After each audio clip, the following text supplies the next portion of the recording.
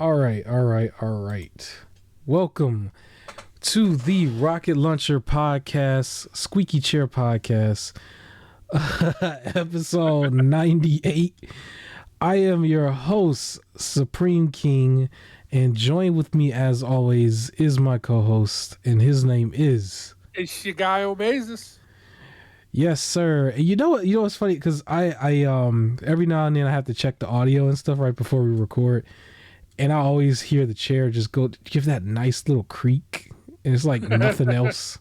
I'm just like, that's the one thing that it catches. It's like, oh my God. But I'm more like very, very particular about that kind of thing. Like just so particular. Like real quick, I just want to mention, like there was one time I had like a tiny piece of like a white piece of lint or something in my beard and recorded the whole video and saw it and did not upload it. Literally, I just did not upload it. Because you also know there'll be that one person who's like, hey, there's something in your beard. Yeah, I just didn't. But anyways, we can't waste no more time. We have a what could be potentially a very long podcast. I'm hoping that we don't go too long, but I just want to recap. If you wanted our thoughts on the PlayStation State of Play, you want to go 2 episodes back, and if you want our thoughts on the OTK Expo, did I say that right? OTK yep. Expo, I believe, and then the Guerrilla Collective show. That was last week. And just the way the scheduling was set up, literally everything else is going to get covered here within reason. Within reason, we're going to talk about as much as we can. But what our format is going to be about is we're going to talk about at least 3 highlights or games that we are wish listing. And then we're going to have our goods, our bads. And then we're going to talk about the show, as far as their opening and their closing, if it was strong or not. And then we grade it and we move on. Obviously, there's 2 big shows here that we're going to spend a little bit more time on. The Jeff Keighley show, which is the Summer Games Fest, and the Xbox show, which happened on, I believe, a Sunday. There's a few shows here and there in between that I thought was decent. And then there were some shows that were kind of train wrecks that we're going to get into. And we're going to try to squeeze that within 2 hours. I think we can do it. Hopefully we can do it in way less than that. But I'm not going to over talk it. Summer Games Fest, right off the bat, I just want to ask my co-host, what happened? Summer Games Fest, what happened? Summer Games Fest? I mean, like, it was good. I guess, like, it was fine. Was it good? Like, it sounded like the internet said it wasn't, though. It was, I think people expected. Define good. That's great. So I can. For this case, it's, if you take it isolated as what it was fine. Like, it had some good announcements. There was at least 2 things for everyone to be excited about. Where it was failing was the fact that I think people expected more, or something bigger, and the bigger didn't happen. So for the games that was supposed to be bigger, from my perspective, it basically looked like everything was mentioned before in some sort of capacity, whether we've seen trailers, whether they were debuted at other shows, or if it was just through leaks or something, right? But there was no big AAA surprise. We got a nice little surprise in something that was very small that we're going to get to, right? Fan favorite of the show, right? But as far as everything else, it was just like, because I could list some of them, because I wrote some of them down. Alan Wake 2, the game that looks like a lot of people still didn't play. I'm still a big fan of it. They mentioned the DLC, Night Springs. I know of Night Springs. Night Springs was talked about a lot in the very, very first game, all those years ago. DLC for it and stuff, and them mentioning that they were going to have like a physical disc for it and stuff. It just didn't have that much impact, right? It didn't have the impact. I want to say DBZ, Dragon Ball Z, Sparking Zero should be a very big announcement. But we've seen it already, right? We know it's not called Budokai Tenkaichi 4, Yep. right? And we're very much used to Dragon Ball Z and Dragon Ball Super just as a franchise. So maybe it just didn't hit. And you know what, let's go through it correctly, because I'm just kind of just going down the list. It's just like we've seen it all. You can't sell me on Black Myth Wukong any more than I'm already sold on it. Right. It's just there. You know. And I'm I still a think huge fan, but yeah, go ahead. What this is coming down as an issue to is something we've talked about before. Yes. Showing games too early. Right? So like Yes. I was a little more forgiving if a game was debuted at the Game Awards and then they showed more here, because I would imagine you should be like hopefully finishing development. Like that would be the ideal if you showed it off by the Game Awards and it should be coming out soon. I would treat it more as like a reminder, as long as they showed more of it. Right. But if it was shown, like I was a little more forgiving. That doesn't mean I was completely excusing it. Just like, okay, like for example, Dragon Ball Z, right? It debuted its image in December, and then we got to see more now, right? Versus something that was shown last summer being shown this summer. Where it's like, I don't need to see that. Don't tell me something's coming out 2025, especially mid 2025.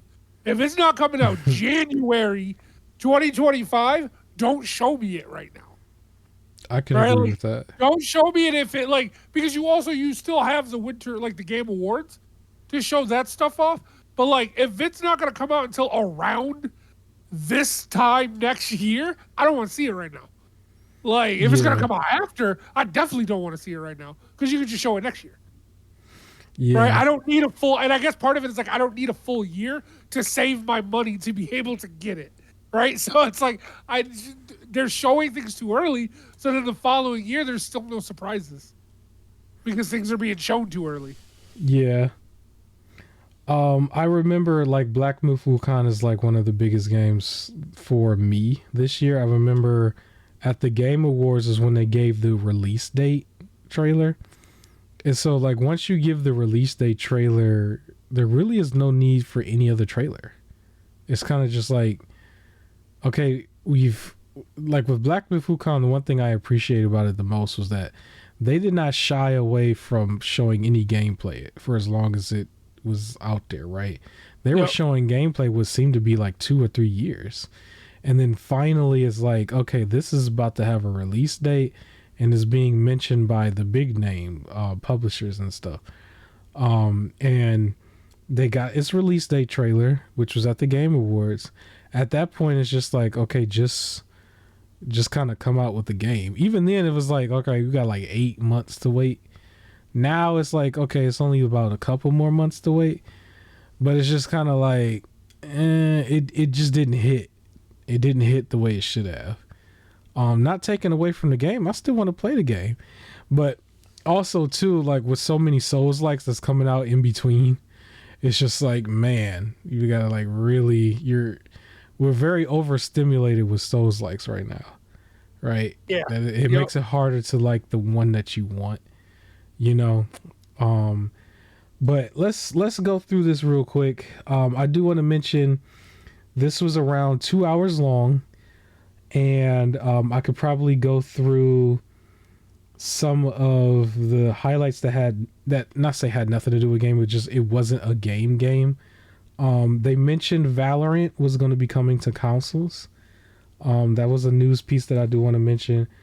And they kind of teetered around mentioning the layoffs a lot. You know, that was happening. I think they mentioned at the very beginning, but then they had that skit that we're going to talk about in a second. The opening, I'll admit, in the very beginning, it looked like an AEW audience in a way. It was like spots of people not being there anywhere. Then it started to fill in. I will say kudos to the crowds and stuff that were there. I do appreciate that we kind of let that one trend die where people were jumping to the stage or whatever, because that just didn't happen. And I was wondering in the back of my head, I didn't want to say it out loud, but I was wondering, like, is somebody going to try it? And it didn't seem like anybody tried it here or in another game stage. And I kind of appreciate that because it was just kind of like, it was funny at one point, but then when that other dude tried to do it last year, it was kind of cringe when he was trying to talk about GTA 6 or something. Oh yeah. It was just like, okay, don't do it. The one kid with the hair and stuff, like he got his 15 minutes of fame and he jumps around YouTube now. But like let it just be him and we'll move on and no more, basically. And so that's what we got, and I was appreciative of it. How did you feel about the pace? Good and bad? No, the pacing was fine. Like The pace was fine. And I can judge it by like there was some other ones where I started like dozing off, and this one I didn't feel like I was dozing off. Yeah, I said the pace was decent. It had a decent flow to it, but there was still a lot of ads. There was still a lot of advertisements here and there. Yeah. That just seemed like classic Jeff Keighley. I will say, for a good, I put meh. It wasn't. I literally put the word meh. Like it wasn't really bad, but it wasn't so much like good. It was just like, here's some stuff, but most of it, I'm pretty sure a lot of people had already had wish list. They already had a wish list.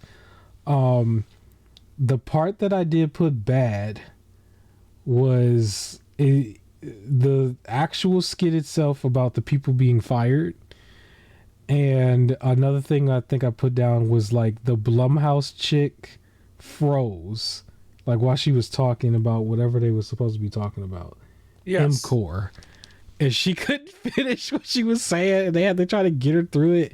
And then the dude like asked her another question. I was like, don't ask her another question, but she got through her second question. That part was kind of bad, but I don't fault her too much for it. Maybe she had some stage fright. But go ahead. I was just gonna say my bad. Funny enough, it was focused more on the games, the Lego Horizon game, because I just thought, why? Like I don't know, like I saw it and it was the opening game. Yeah. And I just looked, and it's like there's so many Lego games where I'm just like, oh, this is good, this is funny, and for this one I was like, why? Like I don't feel like Horizon is big enough of a franchise. I agree. That warrants Legoing it. Right? It feels like they're really forcing it with Horizon. Yes. I feel like they are. Yes. It reminded me of like I'm still a fan of Alan Wake 2, but the way Alan Wake 2 is just like dominating the nominees at the awards at one point, was just like, all right, I don't think it's that good. The game that a lot of people didn't play. But yeah, so Lego Horizon was the first game that was shown. I did at least put it as a game that I would wish list just because. I did notice that when it was all said and done, it is going to be day and date on everything except Xbox. There's like no Xbox release. Correct. Funny enough. But Switch is there, PC is there, and it's like one of the first games that we're going to see, along with like the game from the PlayStation Direct, Concord, where they're day and dating on more than one system, basically PC and PlayStation, for Concord. But now with this game, it was like everything but Xbox, literally everything but Xbox. But I'm gonna be honest though, because it's associated with PlayStation as Horizon was the only reason I wish listed. I'll admit it. Okay. It was the only reason why. I don't plan on playing it like right away. I think that might be one of those like, here it is on PS Plus like 2 years from now, and then I might play it. That's where I am with it. Funny enough, that's where I am with like literally all the Lego games except for the one that did all the Star Wars films. Mm-hmm. That's the one I bought. Every one of them I got. I've played a few Lego games, like the Lego DC Supervillains, one of the Lego Batman, like Lego Batman 3. Yeah. I've played Lego City Undercover. I have the Harry Potter one and I have the Star Wars one.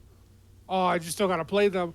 Like I've played Lego games, it's just I don't understand the need for this one. They're funny. Like the Lego games, it's almost like they'll take the thing and make it as like goofy and childish as possible. Yeah. Without it feeling like it's like for kids. It's more just childish humor. Yeah.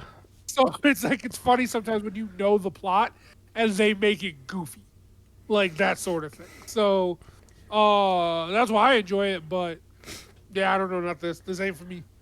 Yeah, so what I meant by before was that all the other games I have through the service. I didn't actually pay money for. I only paid money for the Star Wars Saga one.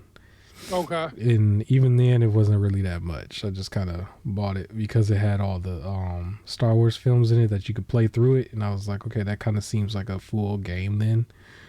Um I want to list just a few other games here that I pretty much had wish listed already.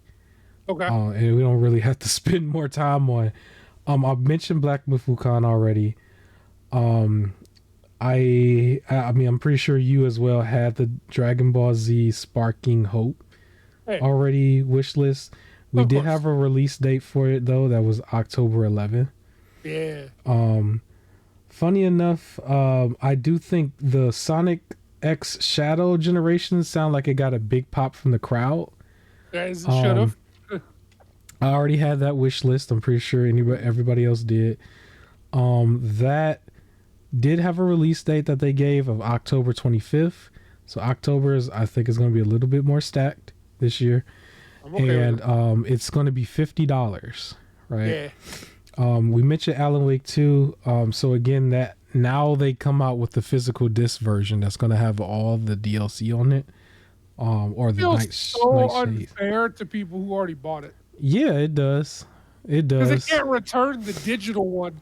Or like if some people like if you prefer digital, you Hmm. buy physical, and then when the digital comes out, you can get rid of the physical one if you want it, Yeah. if you want to, or like if it's given away on Epic, so you don't want to hold the hard version anymore. But like, that's actually that's what it's like. Oh, well, I bought a digital to play your game, and now a year later, here's the physical, but I can't get rid of the digital, or it's not cheaper for me if I already own the digital. Yeah. Like I don't know. Yeah. The last game that was on my list, you could probably tell me if you had this on your list. I do want to make note of this before I talk about something else. Well, I have a bunch of other games here, but I actually made a whole video, or not a video about it, but it was like in one of my highlight videos where it's like 20 games in one. This was like first game in that video, and this was like a year ago. So when it showed up, I was like, oh, now everybody else knows about this now, but it was something that I followed. So it was an indie game that is on PC exclusively right now. It's called Hyper Light Breaker. Yes. And that has like full co-op campaign, so maybe you and me could probably go through it. And yeah, it was something I highlighted a long time ago. So it was like one of the last games that they showed. And this was something you put down. You wanted to mention something about it? Oh, I didn't want to mention it, but I did have it like wish list. Okay. Let me talk about the Catfish real quick because I'm sorry I'm jumping all over the place. The other game that I wrote down a long time ago that they finally showed more footage on was called Unknown 9 Awakening. Do you remember this, or did you write this down? Oh, I did not. It was a trailer that was like extra high res, where she almost was like the same age as like Aquaman and in the Aquaman movie when he was a little kid, and Uh-huh. like in the aquarium. If anybody remember that scene, it was a little kid, right? They Uh-huh. brought this trailer out, and she's a full grown woman in this trailer, and the quality of it is just like it drops tremendously. Like I know the other one was like a CGI trailer, but it was like it was way down. And I was just like, is that the same game? And I went to look it up, and it was like, yeah, it was the same game. But yeah, so they showed that. And I almost though I don't know if I want to keep it wish list. I'm like, this is a whole nother thing compared to what it was. But it was there, and it's on everything except the Switch. So I want to go back up to the top for me. A game that I saw that I believe is new was called, I think, Neva, and it's like an artsy 2D slasher, more Okay. indie looking title. That was one that was brand new that I saw. And then after that, I'm pretty sure you probably wrote this down. This was not new. Metaphor Refantasio was from the Yeah. Persona makers. It's like, yeah, that was another one we saw already, and I had wish list Saw that already. last summer. Yeah, you remember that? Yep. And then this was kind of new, but it kind of fell flat because don't nobody got the system from the way it sounded, even in the crowd. Batman Arkham Shadow, the VR version, Meta exclusive. You gotta have that Meta 3. I'm like, okay, now we're leaning more towards that over PlayStation VR 2 on my end. When I see that, I'm like, oh, Wild. Yep. they got that as exclusive, big exclusive. But at the same time, not too many people is in the VR space like that. But that's technically a big exclusive if you're a VR guy. You know, if you chose the PS VR 2 over this, you miss out until you get it, right? I don't know if you wrote that down. Did you write that down or wish listed or whatever? No, because I'm No. not getting VR. So. I wish this is just in case that it's just in my list. I was like, oh, I can go back to that because it's Batman. And I'm a little still upset that they make a good game for VR and make a horrible game for console. So Oh yeah, okay. And then I have a news piece here that I can just break away to that was within the show. Real quick, Samsung has a gaming hub now. The way that they were showing it, it looked very similar to Amazon Luna, basically, but it looked like Samsung's creating their own thing, and so they advertised it here. I'm not sure how many people is gonna jump on it, but there's that. Give me a game that you wrote down as new from this. Anything? come on, dude. The obvious one. Okay, go ahead, go with it. Power Rangers Rita's Rewind. Yeah, so that was the highlight. So that Go was ahead. my number one game. Like the way he just announced it, and it was Mhm. funny because I actually looked up some reactions. He kind of And just threw it out there. yeah, Yeah, everybody's reaction was my reaction. He was just like, "Here comes a new retro style game for Power Rangers." Everybody just looked at their like every person who was like reacting looks away from the screen to do something, and he says Power Rangers, and everyone's face turns back like, "What? Like what'd you just yeah, say?" Like they show it, and yeah, it's retro style. It's basically the TMNT Shredder's Revenge game that came out, but Power Rangers. yeah, Which it's gonna come up in another show, but they're also doing one for GI Joe, and it's the same look as GI Joe instead. But this one is up to 5 players, so you can do all of the Rangers. I'm excited for it, and it's based off of the Once and Always, because it was the whole Robo Rita, and she wanted to go back in time and see with her old self, and that's what this yeah. game is about. So This is interesting too because I wanted to touch on this for a second. They would have had to come up with that after the Netflix special, right? Unless yep. somebody tipped them off. And I kind of feel like nobody would have done that. They just would have come up with it. So from the Netflix special till now, how much time do you think they had to put this whole game together to get it ready to just say, boom, let's go? They would have had It don't seem like it was a full year. a year, Was it? because it came out April 2023. Okay, so it was a year and 2 months. No, but here's the thing: it's a year and 2 months, and let's be honest, the game does look like a cover Yeah. of TMNT, so it's kind of using the same engine, just repainted. Yeah, So if they I had can admit access that. to it, if they have access to it, all they got to do is like change up some of the scenery, change the characters. It might have took them less than a month or whatever to write the full script. Probably only a few weeks or a day or something. I And don't to make know. that point, when we talk about the GI Joe one, the layout looks exactly the same to like the health bar and the characters. Like, and I think it's all a repaint. Probably so. I do want to go ahead and get it. I'm pretty sure you're gonna get it day one. Yeah. Or just pre-order or however it's gonna be.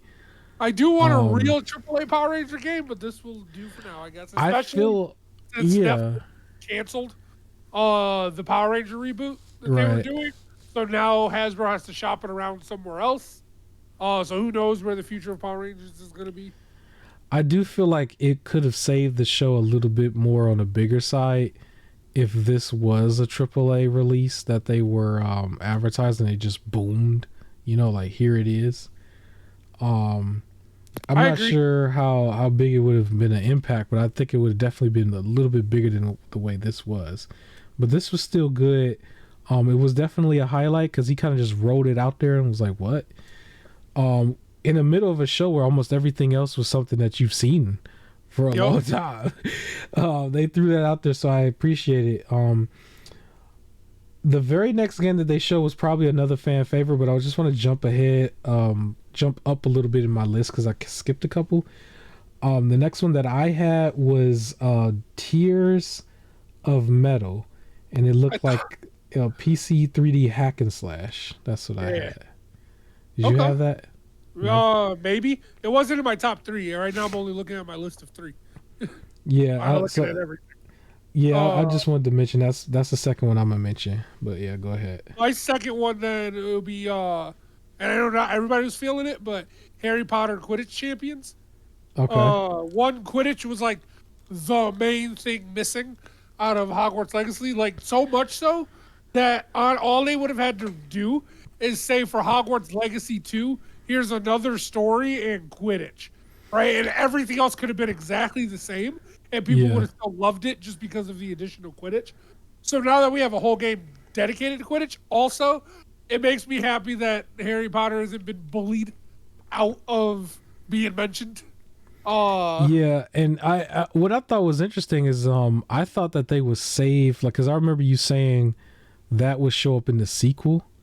Yeah, I thought that they would save that for the sequel, but then they kind of just it kind of looked like they may have just like painted over it, like they were all kind of like Play-Doh looking. yeah. And they just like I think it's a different developer. It might be, yeah. And it looks like a multiplayer game, and I think it will translate well for a team-based multiplayer game. I'm interested to see how the Golden Snitch part plays in because in the show, like in the movies, it's fun, but in actual gameplay, I feel like it's boring. What do you think, guys? It's like you could just have this hard-hitting Quidditch match, and the game is over because one of the players caught a golden ball in the parking lot. Like that's so. It's like, how is it really going to play in to affect? Like, I will hope maybe they'll change the rules a little bit. I don't know. We'll see. Yeah. I do want to say. So there's one other game that I'm going to mention, but right before that, I just want to list this one game, and I'm probably going to talk about it more on another show because it showed up way more than once. Mecha Break, where it was like the Gundam Wing thing, that almost like a Transformer thing too. I'm very interested in it, but I'm gonna speak on it more on one of the other shows because it was like one of the only ones that I wanted from the other show. But this showed up more than once. There's gonna be some games that I'm gonna mention that showed up more than once. But yeah, the last game that I have on my list, and then I'll let you tell yours. I'm pretty sure you have this because this seemed to be a chat favorite, crowd favorite. The Mr. Potato Head looking guy, Killer Bean. Yes. Who was like, it reminded me of Max Payne, but I hear this was made by one developer, and he was just doing all type of Matrix slow motion shooting, and that's kind of how Max Payne's gameplay was and stuff. And so I'm pretty sure that's where the inspiration came from. Yep. But yeah, Killer Bean. This one of your games. How do you feel about it? It is one of the ones I wish listed, and it is so kind of taking jabs at some of the later shows we'll talk about. Yeah. But I just love that, like, when looking at the chat, and so many times when people were talking about when certain games were shown, it was like next, like people just didn't like it. Yeah. And then when this game came up, the game where it's about a bean, everybody's like yes and like win, and this seems like very much a fan favorite. So it's just the game just needs to be fun. My third one else? Yep. Yeah, my third one is not actually a game.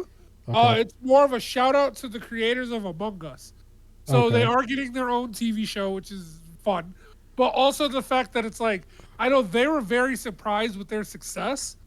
So it's nice to see that they're using their success to help other indie developers. It was always weird to me sometimes when I see like rich people and people who are making money asking the general public to donate. That's always Hmm. like a weird thing to be like when Oprah and The Rock were like donate to help Yeah. Hawaii. It's like you do it. Like you have all the money to fix it. So it's like it's actually like with their success, rather than just begging everybody to help indie developers, they're actively also helping indie developers by like funding them themselves. So that was really cool to see. Yeah. I had a big list of stuff that I wrote down for this show, but I want to say over 2/3 of this was stuff that I've written down before. Oh yeah, I had a long Um, list of things that I wish listed. It's just these were my top three. yeah. But I do appreciate some of the surprises and some of the new stuff. Because the wish list is the wish list. Like once you get those alerts that something is like mad cheap, then yes, you just get it. Um. Also, wish listing does help the developer. Oh It's yeah. almost like equivalent to like a like on the YouTube channel. It's like people see a game heavily wish listed, people are more likely to fund it. Yeah. Yeah. Definitely. They're closing. It was another game that I wish list a long time ago, but I guess for the show's sake, it was still a strong looking game. It was called Phantom Blade Zero. I wish list this a long time ago. Did you wish Yep. list this a long time ago? I wish listed it a long time ago. Yeah, and we've seen it a long time ago. The only issue too also when I have with this show is for pretty much everything that was shown. And this is very, very crucial though, because we're gonna get to the Xbox show. The Xbox show had repeats as well. But when you saw certain games like Flintlock, for example, for me, once we get to it, it looked better, right? Where on this show, everything that they were showing that we've seen before kind of looked the same. It Yes. didn't look better to me. It just looked like another trailer. Yes. It didn't look like it was improvements or we getting you really hyped right before it released. It was just here it is. And that was the biggest issue with this show. Unfortunately. I gave it a 5 out of 10 right in the middle. How are you grading this? I gave it a 6. It was really Okay. hard not to give it a 7 seeing Power Rangers because of my bias, but Yeah. it was too many repeats. Yeah. Oh, and again, I forgave some of the winter repeats, but there was too many summer repeats. So yeah, I gave it a 6. Okay. No problem. The very next show that I want to get into is going to be probably very brief. Accessibility. This was actually the first show Yeah. right afterwards, but just before we do that, give me 60 seconds on your rundown of this game. For everybody out there, new game on the show, but it's an older game. Technically, a lot of people probably played it. Assassin's Creed 3. There's a big Assassin's Creed game that's coming out. Yeah. But tell us about this real quick. 60 seconds or more. So Go ahead. yeah, I'm not the biggest Assassin's Creed player, admittedly. Hmm. But this one was actually the first one I played. I didn't Okay. play the original Okay. trilogy. I'm a big fan of the American Revolution. Okay. And that's what caught my eye for this one. I like history. And then especially that. So I jumped in. I think the storyline is great. It's very easy to like, when you read about history and stuff, it's very sometimes it feels black and white for like good, bad. And I like how this game it is good, bad, but there's some gray like in Hmm. there that you're learning about. The gameplay is sharp, like it's nice that sloppy Batman combat is what I call it. Like Sleeping Dogs had the same thing. Hmm. As you can see with the parkouring is fun. Yeah. It does sometimes get annoying with the whole wanted levels in the city, and you're trying to do stuff, and you have to you have to go to the middle of the city, but like if you get seen at all, you're getting jumped by endless like waves of people. So it's like I just need to get to this objective, please. Like it's just it won't let you. Mm. But I did find myself not liking the present day events because that's part of the whole Assassin's Creed story, which I know about and it's fine. But because I really bought this just for the American Revolution, I always felt jarring when I got pulled away from it. But past that, it's a very fun game. I would suggest it for anyone who hasn't played it. It still plays well as like a PS3 game, and I played it on PS5. And it plays very well. And it's a nice thing to get you going before the next Assassin's Creed. Okay, awesome. All right. I actually don't want to do accessibility just yet. I lied. I'm sorry. Let's do Day of the Devs because that was immediately after the Summer Games Fest. So Day of the Devs was like so immediate that it was about to play on the screen. And I don't know if you caught this, but like the entire crowd, like as it was playing on the screen before they like transitioned to it just being on full screen, almost like how wrestling does. Like quite literally, the whole crowd got up and left. Did you see that? No, because I'm part of that crowd, bro. I don't think I saw Day of the Devs. I saw the rest. Was this right after? Yeah, it was like immediately. It was like, you know what? The stream I saw, I think put both of them together. Yeah. But then when the future game show ended, I was like, well, I don't need the rest of this. And like I was like, that was DLC. Yeah. Well, I could keep it brief because it wasn't much here. Because I didn't even wishlist not one thing. But basically, it came up immediately afterwards, and so the crowd left, and then they went to the screen. I have a good and a bad here. The good, I was saying that it was more detail within the gameplay that they showed, but they were still largely showing some of the same gameplay clips. Only a few things showed a little bit more. The pace, I put at one point they went full DJ, and that was at the closing because they kind of just like they did like a compilation, but it was just like really playing music. They were playing like the music of songs, right? From within the game, but like people was like doing turntable stuff of it, and it wasn't even showing gameplay. They were just showing the people doing it. It was like that was actually the closing. I do have that. I did see the show. My fault. I fell asleep. Oh, that's what happened. I fell asleep while watching because I was like, they're not showing anything new, and I got annoyed. Did you see the DJ part at the end? I did see the DJ. Yeah, he was like so into it too. He was just into it, and it was just going. Part of me wanted to say, like, dude, raise your stuff, because he was crouched over. Yeah, he was very crouched over, and it was like he was facing the other way.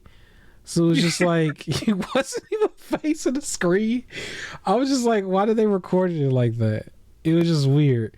There was one part that I put as the bad. I called it the cringe part of the night, where it was just like this one developer introduced his game as the stupidest thing on this show, and it's the stupidest game you'll ever see or something like that. And he was trying to play it off like he didn't even want to show it. And I was like, are you selling this to us or not? And it was stupid. It was stupid because it was a house that was rolling around up and down a mountain area. And the house was like who you played as. And it was just like, it made no sense whatsoever. But it was, I don't even know what the name of it was, but it was very stupid. Was it building relationships?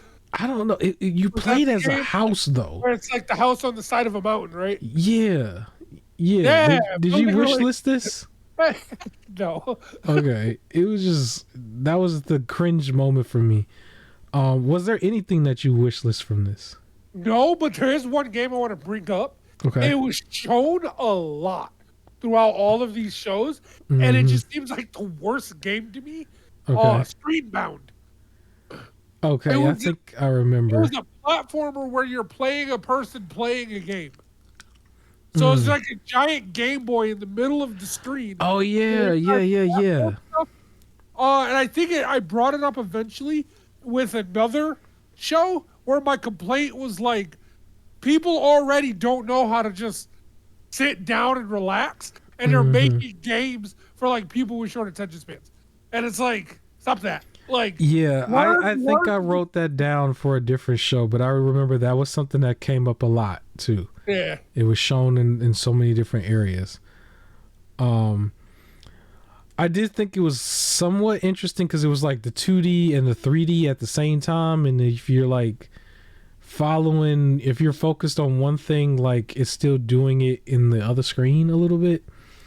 It was unique, but yeah, it is one of those like Like it was unique, but it's one of those like it'll make your pupils get larger kind of game. I don't know how to explain Yeah. it, but like one of those.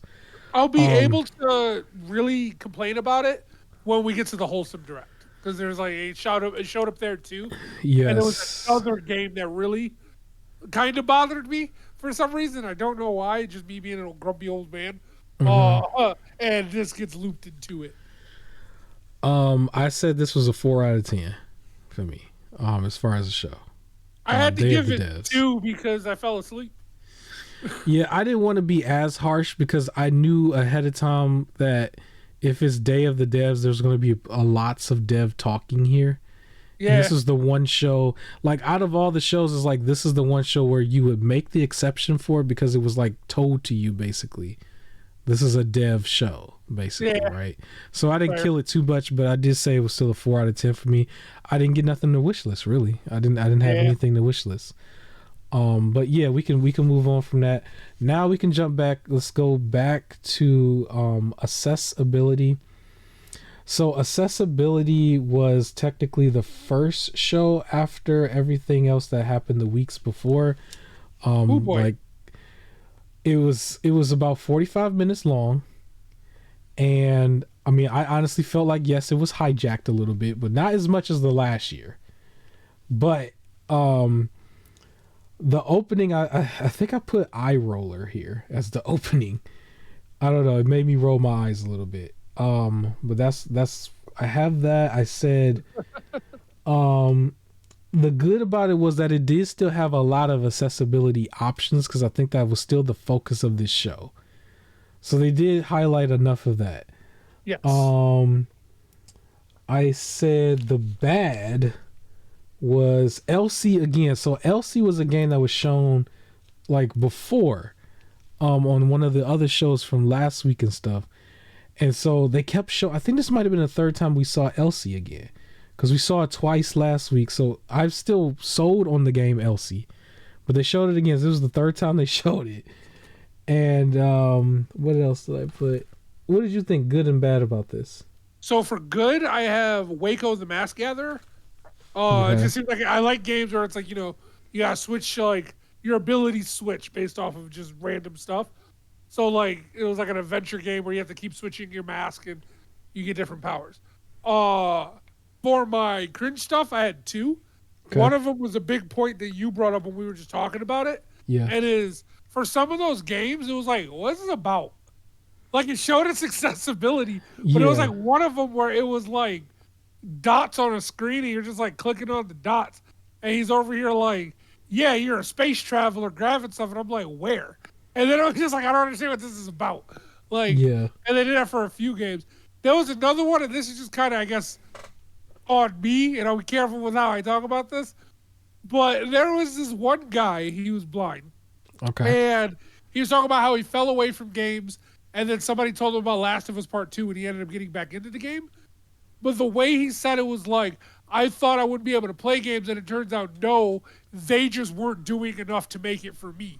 Is the way he kind of said it, as like trying to Yeah. say it wasn't like, look at this cool innovation that a studio trying to finally did. It was more like a shame on the rest of you for not thinking about me. And it's like, if someone's making a video game, I don't think they're immediately thinking about, well, how will the blind person play it? Right. Right? Like it's in my head, it's like there's other like I don't know, that's weird. To me, so it's like be happy that there are some cool things that you can play instead of trying to criticize others because of something that's not their like to be honest, target audience. Right? Yeah. Like I'm sorry you're not the target audience for it. Like I'm a big guy, so like very, very active games, right? Mhm. I'm not gonna get mad and say, well, you didn't make this to where I can sit down. Like I'm not the target audience, like Right. for it. So I'll give it a shot if I want to, but like if I never get it, that's fine. And I feel like hmm this should be kind of the same way. So I kind of wrote this under pace, and it kind of goes to what you said, but maybe I was harsh when I wrote this. But I said I don't need to hear your life story. That was Yeah, literally what I wrote down. I don't need to hear your life story because it kind of just felt that way. Like I understood with the message that they were trying to do, but then it's just a pinch of selfishness there. There was just a pinch of it, and I was just like, I don't know if you got your point across the way that you wanted to, or at least in a positive way to me. But I do want to mention, so one thing that might be a highlight for this show, to however you look at it, they mentioned that they're looking at the idea of doing a winter showcase. We may or may not cover it. We're probably going to be real lenient on some of these shows going forward. But they do sounds like they want to do a winter showcase at some point, right? Yeah. The two games that I wish listed was actually from shows before. So Elsie was one of them. I do want to put the description of it out here. So it's a bullet hell 2D shooter, and Elsie is spelled ELSIE. The other one is a game we've seen a few times again. Also, Slime Heroes. Remember that? Slime Heroes is like the Souls-like Kirby looking game. I don't know, but that's how I interpreted it. That was also part of both the Black Voices and Latin gaming. It just kept coming back. Like certain games just kept coming back. Now with Black Voices in gaming, that might have been where it should have just been showed the whole time, because once we get to it, like basically like they had the actual developer there. So it should have been showed the whole time there. But the developer was also like Latino. So yeah. I think, and that Latin American gaming, I don't know, had some nice games on there. So I think it fit for me. That was actually on the Latin American gaming was the first time I really noticed the Slime Hero game. Yeah. I didn't have anything else, but I will say I actually gave this a 1 out of 10. I gave it a 1 out of 10. What did you give this? 2 out of 10. A 2 out of 10. I felt like, well, the reason why I gave it an extra point is I felt like ultimately, as I said, that the dude shouldn't be like on it because it wasn't made for, like, games aren't made for him. This show wasn't made for me. Like, it wasn't made with me in mind. So I can't give it more than 2 because it was like, I don't even know what most of these are about. I would be interested to see somebody who does require a lot of accessibility. I wonder how they felt about the show. Yeah, because I didn't kill it because it wasn't made for me. The main thing that I killed it for was you showed everybody that somebody has the ability to play the game, and it's just like what you said, or what you said that I said before. But even though I had the ability, or I would have the ability to play the game, take away the difficulty or make it harder, all these different things, we didn't know what the game was. We didn't know if it was fun. We didn't know nothing about it game. It even got to the point where when they were so fixated on the options, you would have forgot the name of the title, really. Yep. Like, it was just, we just didn't know nothing about it. It was just, it simply has accessibility options. But even though it's kind of at the level of games for, like, if you did not have a disability at all, you just playing a game, it's like, you want to know if the game is fun, if it's not too expensive, if it's maybe popular or something. But we had no other description outside of it's made accessible. It is like, and I also feel like for the accessible person, is it fun? Like, as they were describing it, like, will the accessible person find it fun? Because you more or less just kind of said you could do it. And it's like, but will I enjoy it? It's like, you could do it. Yeah, it came off like this is the default. Like, it's either this or you ain't got nothing, basically. Yeah. And it's like, well, that doesn't help them, I don't think. I don't feel like that would help them. But, I mean, it'll get better over time, I'm sure, as more and more options, get made. Because I remember when we were playing the game, I came up with the idea, like, what if they had a full system dedicated to them? Maybe that might be too much of a gamble, financial wise, because, like, the industry is very fragile right now. But it was just an idea. Maybe at some point, just it will grow to that point, and maybe they'll have more games that are like as big as God of War is right here. Be able to be made as accessible for all gamers. But we can move on. The next one I actually want to talk about We could be very brief on this because I didn't know I was watching at some point. But Developer Direct. This was You about mean the 20. Devolver Direct? Yeah, Devolver Direct. My bad. Devolver Direct was 22 minutes, and it was basically like this weird vlog. And maybe you got a game here or there. All right. So they showed some games. Yeah. But to be honest, my highlight of the show Mm-hmm. was the weird story, and my cringe moment of the show was the weird story. So it was like, what am I watching? Like, as I was seeing it, but then I started getting into the story, and every time it cut to games, I'm like, no, I don't care, go back. So I think it ended up ruining the show because I want to know what was going to happen to this creepy guy. More than I cared about the actual Devolver show. Yeah. Because That's it really what did have a story and it had a pattern. It was going from like one thing to the next. In my head, I was like, is this a vlog? Like I wrote down vlog with a question mark. But I did put as the cringe, I don't know what is happening, basically, as far as a game show.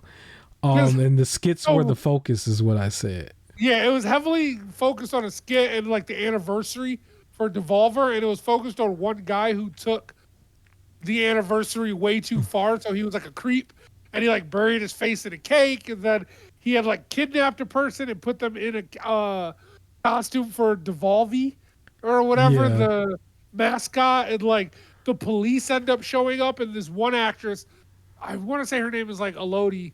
I could be wrong though. She's like slowly getting popular now.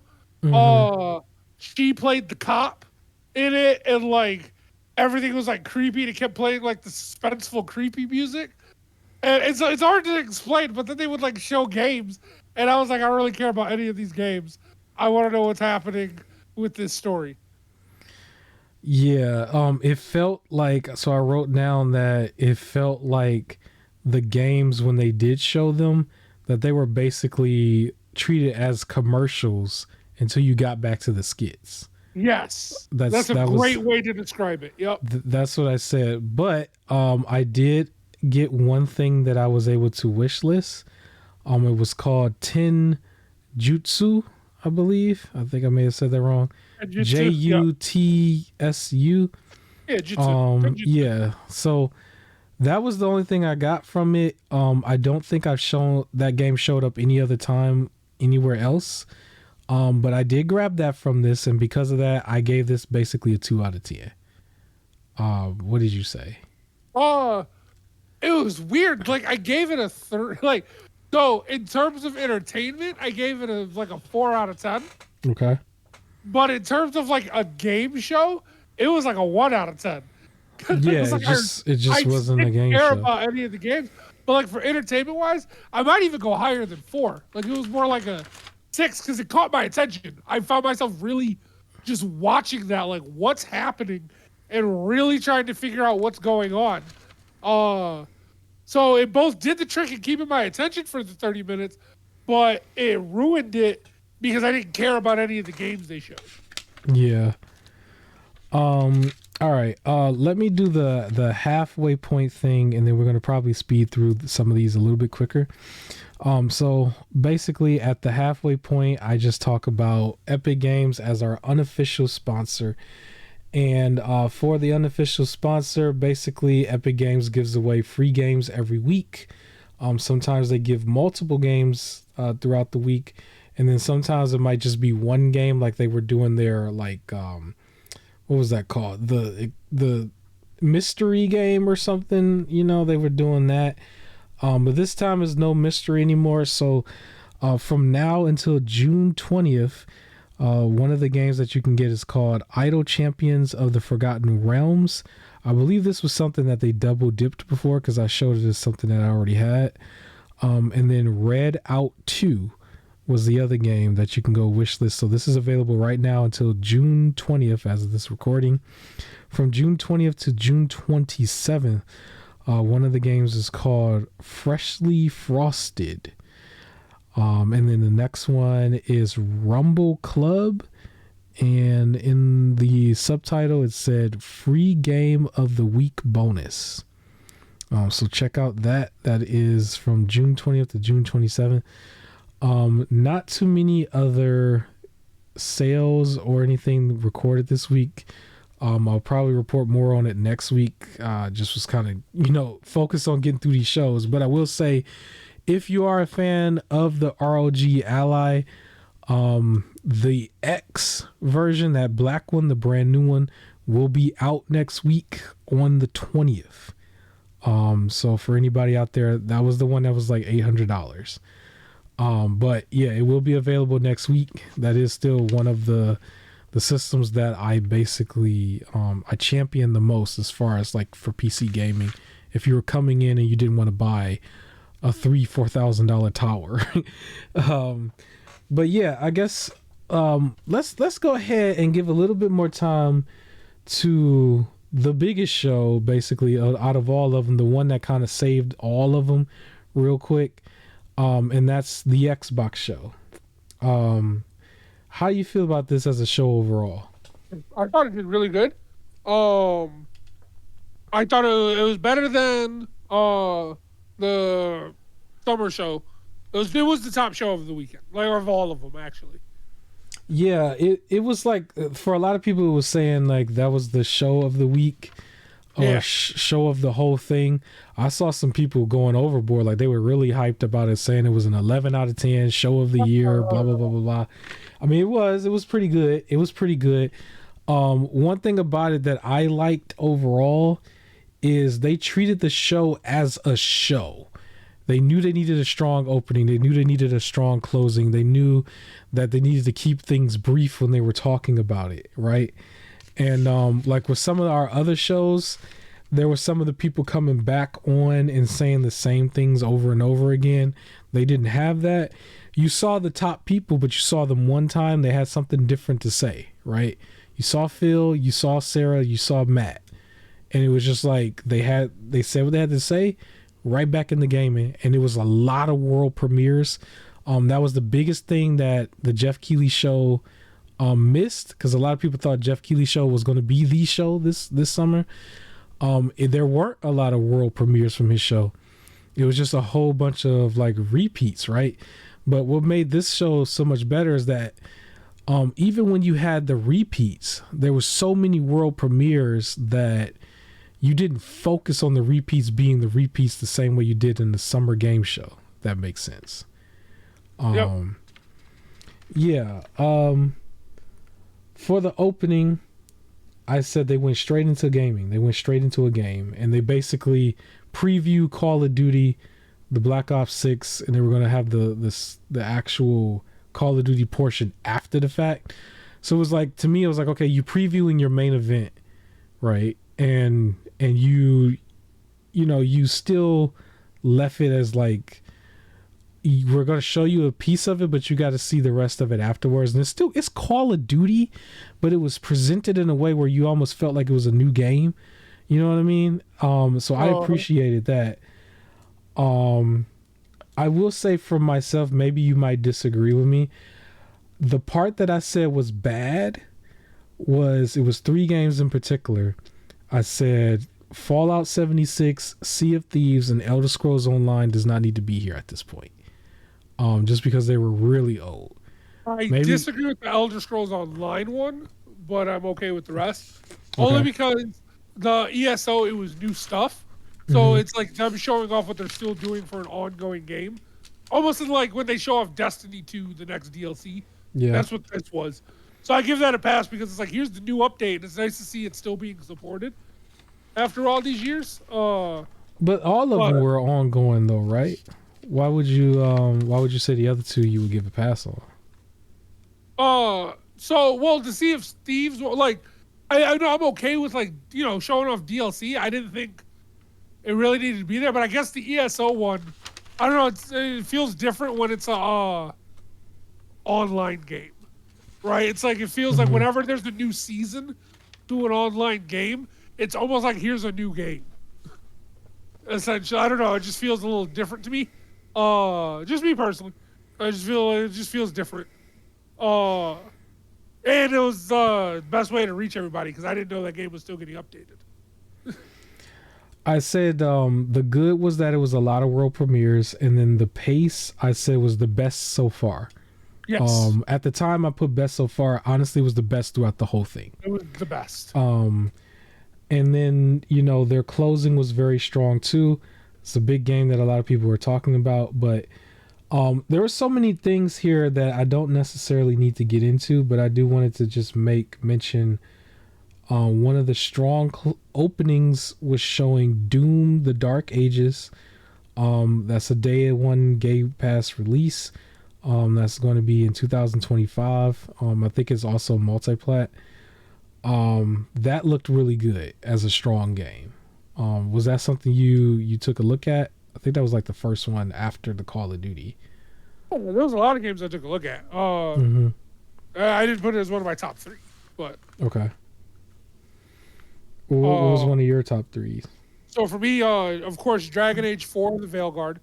Okay. I'm also a little scared about that game, because originally it was under Dragon Age 4 Dreadwolf, and it had to do with the way Dragon Age Inquisition ended. And I know that there was like lead changes in the studio when it was being made, and them coming up with this new title and the way they showed the trailer almost makes it look like they're ignoring Inquisition. Okay. Right? Like there was a big character reveal for Inquisition where he ended up being a villain and way stronger than you thought. And it was like this whole big like setup for the next one. Just for him to like, it seems like he's not going to be there. Right? Like it's scary. I guess it feels like if Endgame didn't have Thanos as a villain. Like if it just did somebody else, and you're like, well, the last one led to this. What's happening? So I'm scared for it, but I'm excited for it. So that game is supposed to come out this fall. They had fall 2024 up there. Yeah. There was a lot of that throughout this show where they were saying fall 2024 and then also just simply 2025. For the stuff that's 2024, they put a lot of stuff there, but they kind of left it open where it's like we don't have the release dates yet. But at the same time, it was just like you're still talking roughly 6 months, so there's probably going to be a lot that does still get released, even if one or two of them gets pushed back. But yeah, Dragon Age, that was fall 2024. I want to mention a highlight for me, I finally got to actually see something for Perfect Dark. Perfect Dark is another one that's going to be Game Pass or on Game Pass, and then also it's releasing October 8th, 2024. The reason I like it is I remember the original Perfect Dark was supposed to be the improvements made off of the 007 games and on the N64, but they didn't have the rights to it, so they just created another character real quick, and that's how you got Perfect Dark. Where this one reminded me of just that type of first-person shooter where they did the stories correctly when you're talking about like having somebody be an agent. So they called her Agent Dark instead of Agent 007. And I feel like for the first-person shooter genre, like PlayStation especially, when they were saying like they didn't have that many first-person shooters, I felt like they could have easily took a page from the James Bond games if they were really still wanting like some sort of story with it. And this kind of reminded me of that, so that was one of my highlights. What was your highlight? So funny enough, one of my other games was Perfect Dark, just because it also looked really, really good. Okay. Like really fun to play. So that was also my second one. So I'll go into my third one now. Okay. Expedition 33. I think it was like Claire Obscure Expedition 30 or something like that. It just looks like this amazing looking RPG. It ended up being turn-based, but the like graphics in it just look amazing. Like it looked all fantastical. The combat looks cool, especially for being turn-based. And I don't know, just it looks exciting. I don't know why. Maybe because I've been missing my Persona 5 game, so it's just like that turn-based combat. It looks like a story that I can get lost in. Yeah. So that was my third one. All right, one of them was may be a shock to somebody because this game, I will admit, the way the frame rate was looking was very choppy in a way, but I was interested in what I saw because it almost looked like Forspoken without the cringiness of her talking to her hand or her jewelry, right? This was a game called South of Midnight. It's also so it's going to be on Game Pass in 2025, day one. It was a black girl and a fish. That Bayou fish was amazing. It was the fish sound like a dude from your cookout. And I remember writing in here, Forspoken, take notes. I put that. But I thought it was just like less cringy Forspoken. Like it was like if we're gonna give them another chance, like, or if this was done by Square Enix or something, but it's not. That was one of them where I was like, okay, you know what? This is unique enough where I could not tell if the frame rate being choppy was done on purpose or not. Because I was almost like, I would have easily just kept this off if that was the case because you had so much other stuff. But it almost seemed like it went with the art a little bit. I don't know. It was so weird. And I was just like, I was back and forth with that. And I was just like so intrigued. I was just like, I got to put that on my list as one of the three. I think that's it for the three for me. Everything else I'm just going to list. But did you have another game that you wanted to mention? No, those are my three. This was also one of the ones where I actually paid attention to Mecha Break. Yes.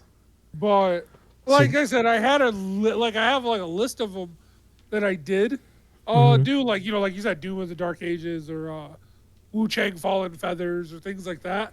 But those were the Perfect Dark, Dragon Age, and Expedition were the top three that stuck out to me. Number 4 was South of Midnight. Yeah, Mecha Break, this was its second showing.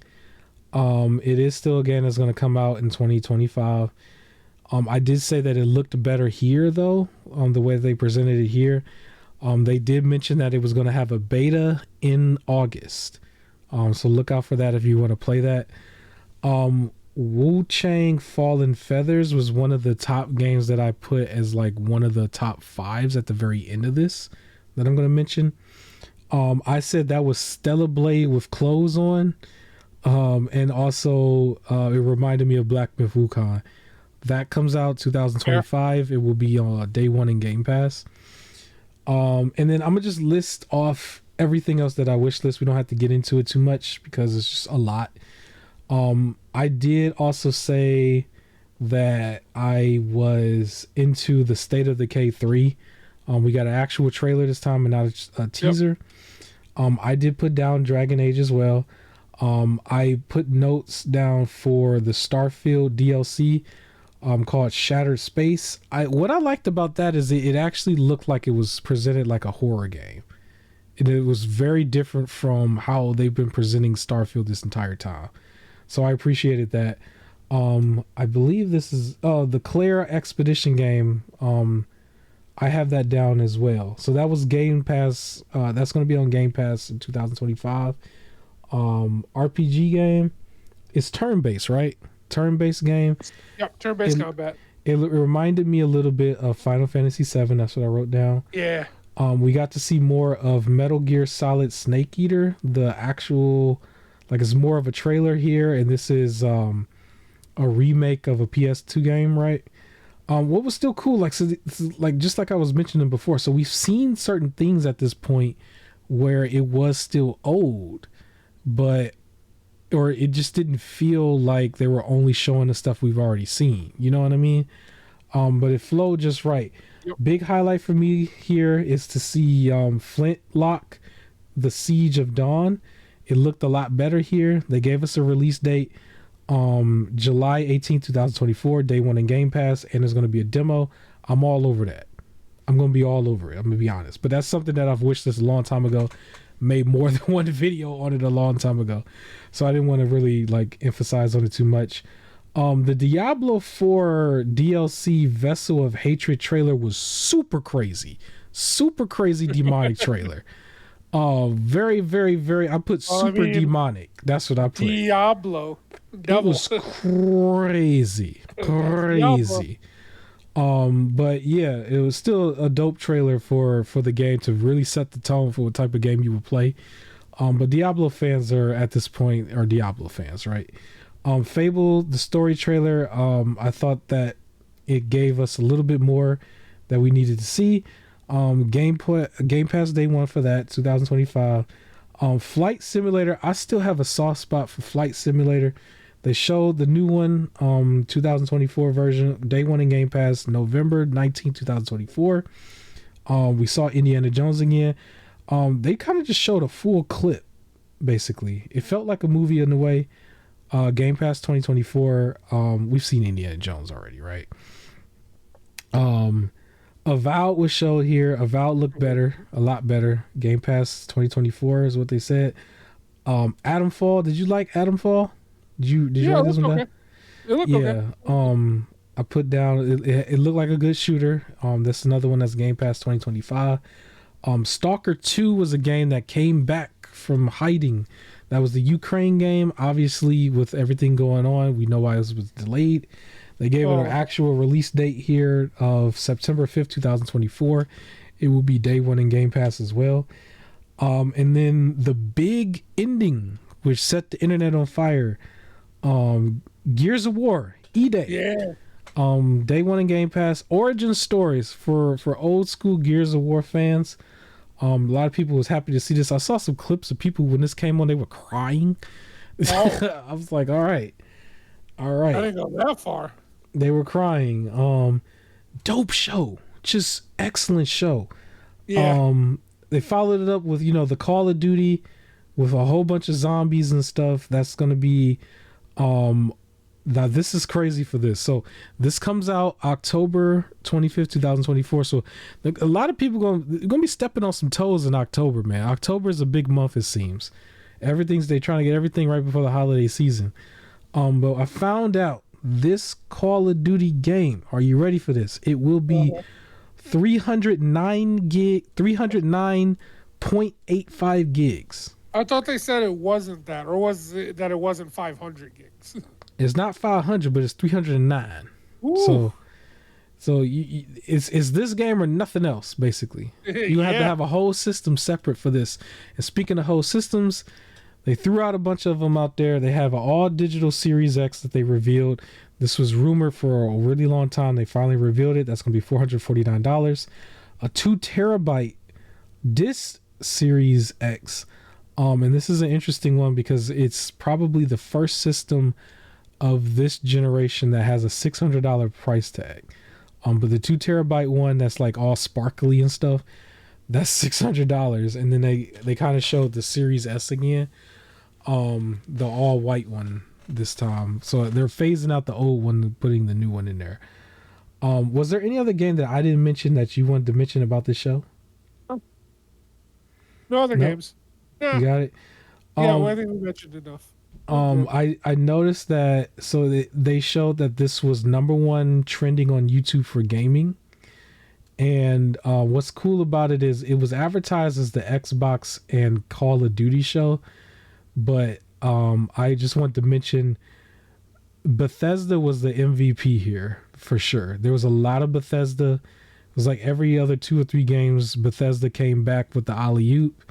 And after we've heard so much about Bethesda laying off studios and stuff, it didn't look like they skipped a beat as far as their releases. So it was nice to see that they still got the ball rolling there. This was about an hour and a half, and I gave this an 8.5 to a 9 out of 10. Very high Yep, rating. I gave it a 8.5 as well. Mhm. I did have one issue Yeah. with it. I think it was the Xbox's. Yeah, I had it written down. Sorry, the two issues that I had. 3 of the games it was like copyright, and it was just mute, like at the playback, and it's weird to me that it was copyrighted. Okay. So I don't know, it just threw me off. Like, it threw me out. There was like one game specifically. I can't Okay. remember what it was, and it didn't look that interesting to me. but like the whole thing was basically there was nothing, you couldn't hear the entire game because it was music playing over the whole thing. So the whole thing was copyrighted, and it's like it's part of the show. Like, yeah, I wonder which part you was talking about, because when I don't know if I watched a different feed, but I didn't catch this live. I don't think I heard anything get muted, but oh yeah, I heard it was like copyright music on 3 games. Okay. Specifically, and then also there was a part, it just felt weird where they started praising developers, and I didn't like that. Yeah, I could see that. That gave me an ick, like a heavy ick, where they were talking. They were like, "It's all about making our games fun, and we thank the developers for doing so." And even the chat, like as soon as they said it, they're like, "You thank them by firing them." Like, yeah, it was like, I think that they need to be quiet. Like the industry gotta be quiet on that, because you can't be political about that and then literally have the situation where you're letting so many of them go. Yeah, which did you mention that for the Future Game Show or for the Summer Games Fest? Yeah, because remember I told you the skit was the worst part to me. Yep. Because they started off talking about that, like they had Jeff Keighley talk about that. Then at some point they did a skit where, like, it was weird because when they were talking about it earlier, they were like, "Hey, we could still get games out there. We're still working." And yeah, and even said this might be a time to really like hype up indie developers, right? Yeah. Yeah, and then they did that skit. And then did that skit where like everybody's like in the background leaving, and then you got like literally the studio head at the top, like just the only one in the building. I was just like, how could you have gone there? Like, how did y'all green like this? Yeah. You know what I'm saying? Like, okay, we gonna blackball a game like Hogwarts, but then we green light this type of thing, right? I don't know. So but 8.5. Yeah, Xbox's game of the year or show of the year for sure. Oh, for sure. For sure. Now, where they go with this is where it determines. It's like one of those things where if they didn't have the studio shutdowns, if they didn't attempt to make their little games multi-plat real quick, and then shut down like Hi-Fi Rush's studio, and they didn't do that, and going into this show they would have a much stronger momentum. Yes. Right now everybody's kind of giving them praise and props, but I don't know if it's moving the needle yet. We would just have to see for once we get towards the holiday season. Did it move the needle for Game Pass? Did these new systems move the needle? Or a bunch of people playing this stuff? Basically, we all liked it. It was a great show. But are you going to actually show up and play some of this stuff? So we'll see. Right. We'll see. I will be there. I've invested too much as it is, so I will be playing some stuff. But yeah, let's get on. Let's move on to the PC game show. The PC game show came out later that same evening on a Sunday afternoon. I believe it was like 5 p.m. or something like that. How did you like this show? Good show, bad show? How you feel? Medium. It was okay. I did have like some games that I like highlighted that I thought was good. But I thought it was okay. It was a good show. I had a few. The one thing I was saying, like, I did have so my opening and then what I put for bad was kind of the same thing, where it was just like it was too much talking. Yes. And a bunch of dumb bad skits. But at least in the opening, in the middle of their talking, they were emphasizing on how this is their 10th anniversary show for them. So I want to say, congratulations to the PC game show for doing 10 years. It just ran a little long for you to go there. They did also make a highlight saying that they're going to come out with a show called The Most Wanted Show in November. So I'm keeping note of that, that we will revisit their show in November. But yes, a lot of talking. I did put, as far as the good, there were still a bunch of new games that I didn't see before. But I put in the pace back-to-back trash. It just felt like a lot. Maybe it was a lot of games that I just thought was trash. Same. Because I do want to mention, right before we go through our wish list, Flintlock showed up again for a second time here. Screenbound, the game that you were talking about, that showed up for a second time here. Cat Quest, we've already heard about Cat Quest 3, but Yep. they did say there was going to be a demo, and it's set to release August 8th, 2024. Yep. So from there, I had new stuff, but it wasn't that much new stuff, but there were still a lot of repeats here. You want to mention something new? What was new for you? Killing Floor 3. So Okay. I just got into Killing Floor 2, like this year or maybe the end of last year. Mm-hmm. So they're making another one with like higher graphics, looks just as gruesome. So that one looked fun. Okay. I put a game called Steel Seed. It was a 3D slasher. I'm still big on the slashers. I put that the trailer had piano. I'm big on piano, but I thought it didn't really fit. But it did also have a demo. So look out for a demo for Steel Seed if you wanted to play this. Did I mention already? Cat Quest 3 has a demo too. I don't know if I mentioned it. Yep. Demo. Yeah. Okay, go ahead. My other game that I had, it was like a cartoony John Wick, where you're just running through, beating people down, using whatever you can as a weapon. He would like shoot the gun and then throw the gun at them, and then it'll bounce back and it'll catch it and keep shooting. It was called I Am Your Beast. That one looked fun. So I did write that one down. I put down Wind Brown, I think is what it's called, Wind Brown, and I spoke on this before. It was a cartoon roguelike Souls-like. Oh yeah, I do remember now. Yeah, okay. Yeah, I did speak on this before. It was one of our more recent like videos that had like 15 or 20 games in one. It was just one of them in there. But yeah. So that technically was also a repeat too. I didn't have anything else. Did you have anything else? I also had, it was a platformer, kind of platformer, but it was more like a free running parkour game called Death Sprint 66. Okay. So I had that one as well. That looked fun. I also put in the notes other repeat games. So there were other games that were being repeated here that I did not actually write down at all. I didn't write them down if it was repeated. Yeah, I put the closing was just like the rest, where it's just back-to-back trash, basically. Yeah. Also, my cringe moment for this one, for the PC game show, honestly was G.I. Joe. It was like G.I. Joe, what was it called? Something of Cobra. Wrath of Cobra. Yeah. And the reason why is just because, like, any other time it would have been fine, but it literally was Power Rangers Rita's Rewind, but G.I. Joe. Yeah. Like, the gameplay looks exactly the same. The health bars. I'm so glad they can just cut and paste on that gameplay and put anything, really. That's what it felt like. And it was like, I guess because I was like, oh, this is very similar to TMNT, but I wasn't directly watching the TMNT trailer, so it felt similar. Whereas this was almost like, I watched it later, and it was like, this is the Power Ranger trailer, just G.I. Joe now, which then made me go, hey, these are just both the TMNT trailer. So it's literally the same game, so that's where it felt cringe. Yeah. But I guess the trade-off is whatever thing you're a fan of, you're gonna get a beat 'em up. Yeah, you just get your beat 'em up. You just pick and choose.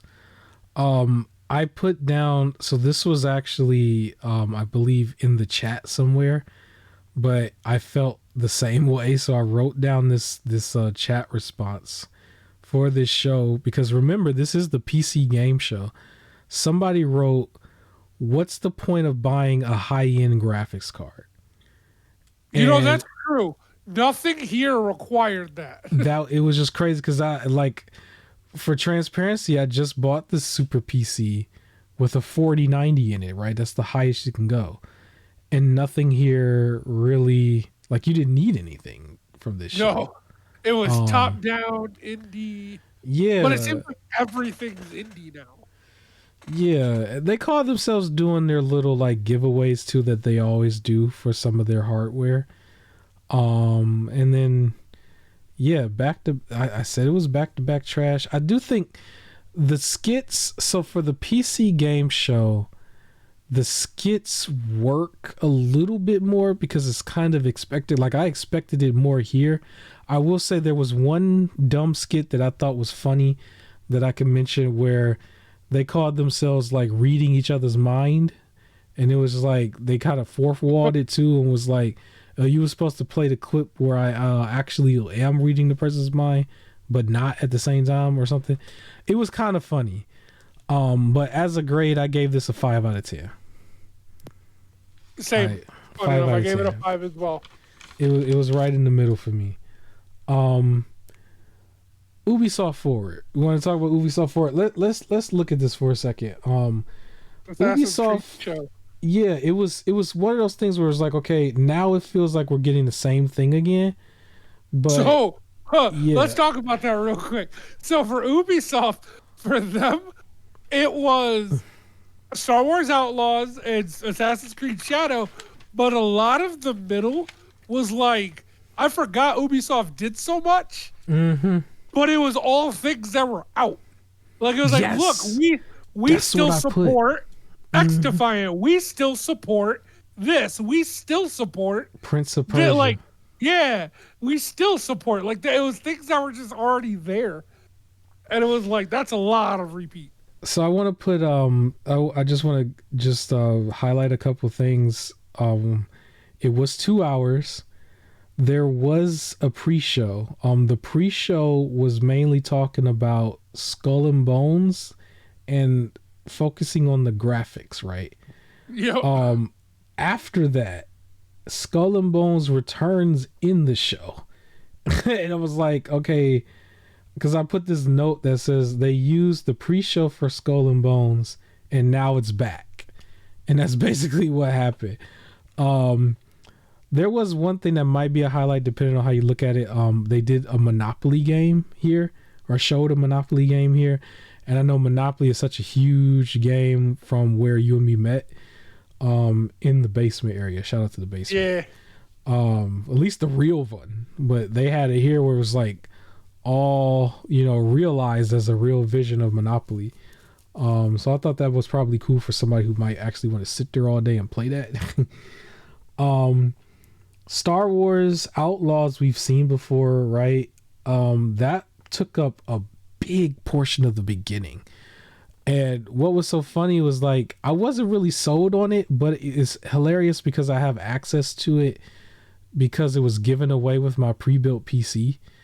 But it's the Ubisoft version of it where you have to have the Ubisoft launcher.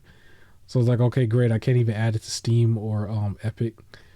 So it's like literally on the launcher all by itself. Well, I mean, hey, free is free, right? Yeah. They spent a lot of time on this. I didn't mind some of it. Some of it felt like a little too long, but it was cool to see. I wanted to know where it would be different from Jedi Survivor. Yeah. Right, and Fallen Order. So because it seemed like just another adventure game, or where it's going to be different. And for this one, I like that they fused in Star Wars Squadrons, where you actually shoot around in the ship and travel on the ship yourself. I hope they don't Batman Arkham Knight it, where everybody wanted the Batmobile and then it was too much Batmobile. Like, I hope this isn't too much space blasting. But other than that, it seemed like it's okay. I think it helped because the show Star Wars Acolyte has upset a lot of people currently. So this helps with the Star Wars fan base. It was it was like a show or not a show, but it felt like it because it was how long it was. But they were on stage and showing the full screen stuff as well. Yep. This whole segment was 20 plus minutes. Yep. All by itself. They spent way too much time on it, but when you think about it, I think they just didn't need a 2-hour show. Yeah. Right? Like, if they would have just said, we're going to do an hour, we're going to highlight Outlaws and Shadow. And, like, that's it. It would have looked like they didn't have a lot, though. Yeah. But they don't have a lot, because everything else they showed was, here's things that are already out. Yeah. And we're going to finally do Sands of Time. For Prince of Persia. Yeah. I liked how they started it, though, because they were doing music. It was okay. X Defiant is already out. Um, the Skull and Bones was already shown in the pre-show, and then they were showing this again, and it was already out. Prince of Persia already, the Lost Crown already out, but they did have DLC. They made an announcement for Prince of Persia: The Sands of Time, and gave the date of being 2026. So they just threw a date out there. It means nothing right now. They had more music to introduce Assassin's Creed, and then a lot of Assassin's Creed. So I thought the gameplay for Assassin's Creed looks good. I feel like with all the complaints that people are going to have online, it's a game for Assassin's Creed fans, and Assassin's Creed fans seem to be enjoying it. I agree. So that's good. And it's like this far into the series, I hate when a publisher like gets as far and then goes, let's make the game accessible for everyone. Like, it's like, no, they're making it for their fans. Yeah. For the game. So I think that's cool. And I like the idea. It's like, are you the stealth player by this point for Assassin's Creed? Or do you mess up all the stealth and you just want to go brute force? Well, here you go. Now you got this guy. One thing that did catch me off guard from the trailer, so I put it as my like gross moment, but like it was kind of a joke of it for like the bad moment, is they're speaking English. Like it was it was just the fact that it was like feudal Japan, and he's like, hello, and she's like, hey, how are you? Like the little Asian lady. And I get it, like, you know, you could just imagine, oh, they are speaking Japanese, this is for the player, instead of subtitling it. But I thought it was funny. Listen, I'm still trying to figure out who did old boy's hair. Who did the dreads? Yeah. Who did the dreads? We still don't know. Said, if he can learn to be an assassin, he can learn to do his own dreads. Okay. All right. I just wanted to mention also the after show showed the same footage. They just kind of talked over it. They didn't show nothing new. As a show, I went right in the middle, 5 out of 10.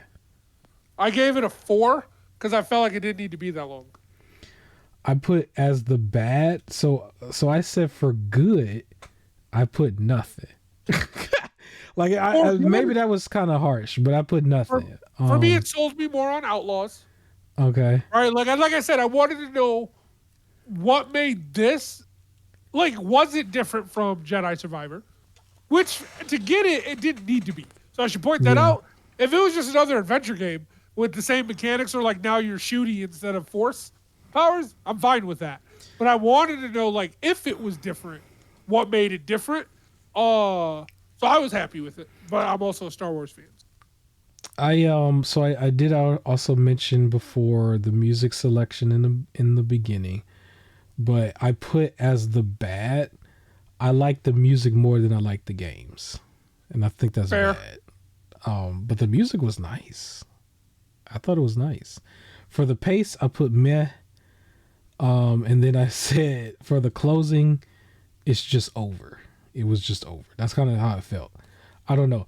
Maybe for me it was because it was like the other show, the Jeff Keighley show, where it was like everything we've seen. But at this point, it was like also we're getting to the exhaustion period of just there's so many shows, you know? Where this one, their best showing was already on another show, Assassin's Creed, and Assassin's Creed itself already had another big showing before these shows because we had been talking about it for all of his other reasons, right? It was just like the show didn't really need to be there. And I saw people were like giving it the down votes and stuff just because they were mad about the character direction choices and stuff. But which is annoying because it's just like, then don't play it. Like at that point, at this point, I'm like, don't play it. I think I've had that argument with you, right? Where I said like, I don't think you need to review bomb it. Yeah, it's just don't play it. Like it's fine. I don't think it needs to be like, you know, completely trashed with downvotes because of that. And I know that's what it is. But part of me also feels like it's like, were you gonna play it to begin with? Right. Like but again, regardless, like I don't care about all that stuff. The games that they showed were strong games, and you would have thought it would have been a strong show because of it, and they had really nice music. It's just, it was everything we've seen before and everything that was already fresh out. Only the Assassin's Creed game was not out. But Sorry. I was just gonna say we're maybe we were slightly exhausted on on Assassin's Creed as far as just talking about it. Maybe it just needed to breathe for another month. I think so. I do think so. Also, did you notice they had some Ghost of Tsushima stuff in there? Like Kinda, when yeah. Yasuo was fighting, he was doing the stance changes Mm-hmm. from there, and then with what's her name? Naue? I forgot her name, the ninja girl. Mm-hmm. The whole black and white part. Which I'm pretty Yeah, sure like of course they took some inspiration there. It was no different than how a lot of people was pointing out Valhalla was reminding them of The Witcher 3, right? Yeah. So they kind of get away with this with Assassin's Creed.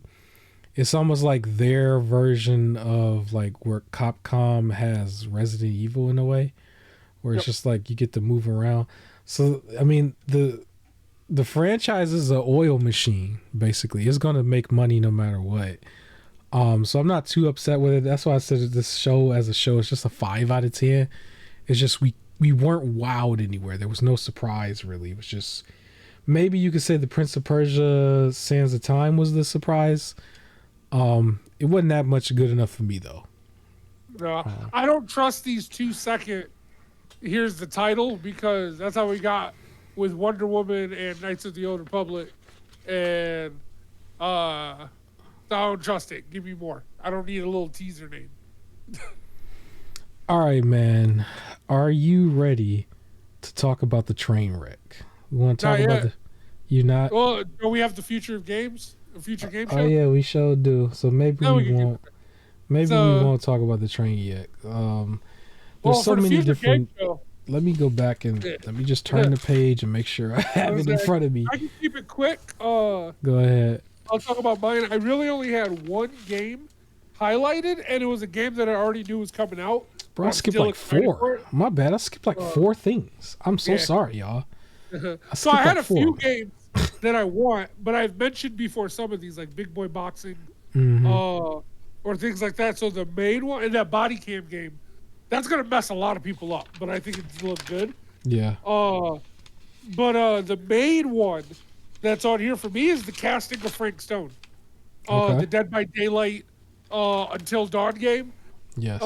That's the one that has my attention the most. For me. So, and then I did have a few things that I didn't like, but I'll let you talk about your positives first. So, not to get this confused with Future of Play Direct, but there's a few other shows, so we're gonna go through them kind of quickly because we're also very pressed on time. But for this show, I said so the opening they had the couple again as the host. Before they got the Spider-Man group, right? This time they just got 2 people I didn't even know who they were. I'm gonna be honest, I didn't know who they were. But before they had the actor who played Peter and the actress who played Mary Jane, right? Isn't that who they had? Or not Mary Jane. Last year? Yeah. Lori Bailey, right? Isn't that her name? Yeah. Yep. Yeah. So they had them 2. I don't know if she played Mary Jane. Maybe I got that wrong. I'm not sure. Laura Bailey, I don't remember. But this year it was different people. Yeah, it was just 2 different people, but they had them like I thought it was a little. Yeah, they were still voice actors. I just felt it was a little cringe because I think their format is like a couple kind of thing, but I don't know if the chemistry was as good as the Spider-Man group. But maybe that's not fair. Well, it wasn't, but it wasn't. But they were fine. It was fine. It was the dude who voiced Arthur Morgan. Mm-hmm. And the girl who voices was it Tifa? Lockhart from Final Fantasy? Probably. Maybe I should put some more respect on their names. Yeah. I'm sorry. So she voices Tifa Lockhart, and I've seen her in a few other shows. She was in that Glow, the Gorgeous Ladies of Wrestling show. Oh, okay. As an actress, and then I didn't know she voices Tifa. I found that out through the show. And then the other guy is Arthur Morgan. They just did a lot of cringy skits. They had a lot of cringy skits. For the good, I said it was just okay. For the bad, I think I put the bad was the game called First Dwarf. and Okay. it looked like a Breath of the Wild like clone, and I just put mech for that. Or they had mech suits inside of Breath of the Wild's like actual area. I think that's what that was. But it was called First Door. It didn't look right. It was almost on the level of the house rolling down a mountain. It just didn't look right. Yeah. The pace, I just said it was too many skits. Would you agree with that? I agree. I put at some point I did fall asleep and had to rewind. Okay. That's what I put. Games that I highlighted. The main one I do want to put out there was called Deliver Us Home. This is the trilogy of 3 games. So the first game was called Deliver Us Moon or Deliver Us the Moon. The second game, which gave it the most popularity, was called Deliver Us Mars. Oh. And then now this is called Deliver Us Home. So whoever this astronaut lady is, she's finally coming home. So I just wanted to highlight that. That was one of mine. What are yours? Oh, for me, it was just the casting of Frank Stone. That was my one. The only game? Yeah. Okay. Also, no, it's something else. And I have on here, and I don't remember what I meant by this. But I put, it was the last thing they showed was like Wood Runner Games. And it was like world premiere summer 2024. But it was like Wood Runner Games. It was the last thing they showed. It was like, here's one more thing. And then I didn't know what it was. Like it was like a frog and like the room exploded. And then it just said Wood Runner. And I was like, I don't know. Why was this the last thing? I don't know what this is. He didn't explain it. I did have a couple other cringe things. So the second one was the fact that the Future Game Show is its own channel, and they did like a 30-minute extra that they called DLC, where they were just kind of talking about stuff.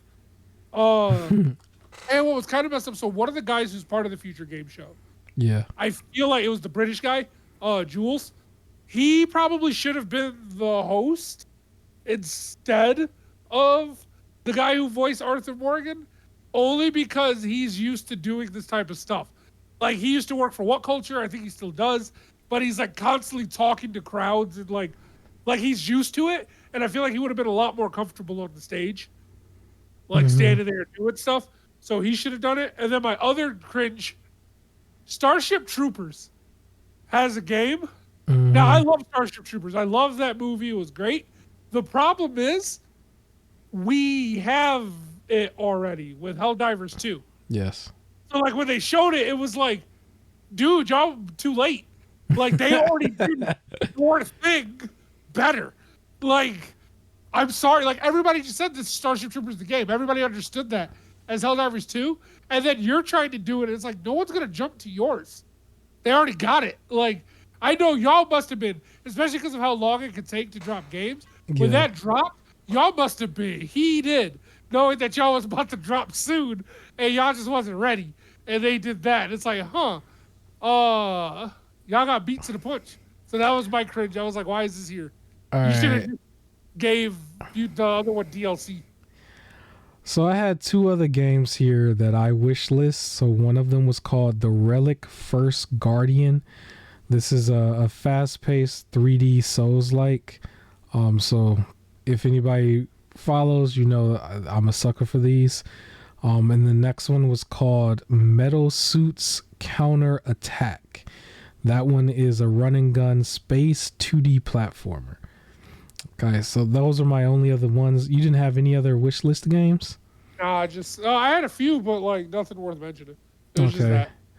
I gave this a 5 out of 10. It was just right there in the middle for me. I was also at a 4 again. Yeah, because they still gave me a couple games that I thought I was like, you know, the big trilogy for the space game. So yeah, that's what it was. I do want to mention the women-led show that I put came and went. Did you feel that way? It was very short. It literally was just like, here it is. All right, cool, goodbye.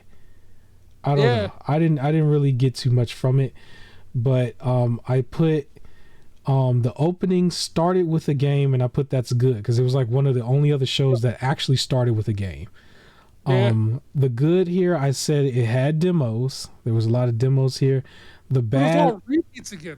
Yeah, it was still repeats. There was still a lot of repeats. I put the bad though was a game called The Crush House. This was like a super chick game though. It's been shown on several shows too. Yeah.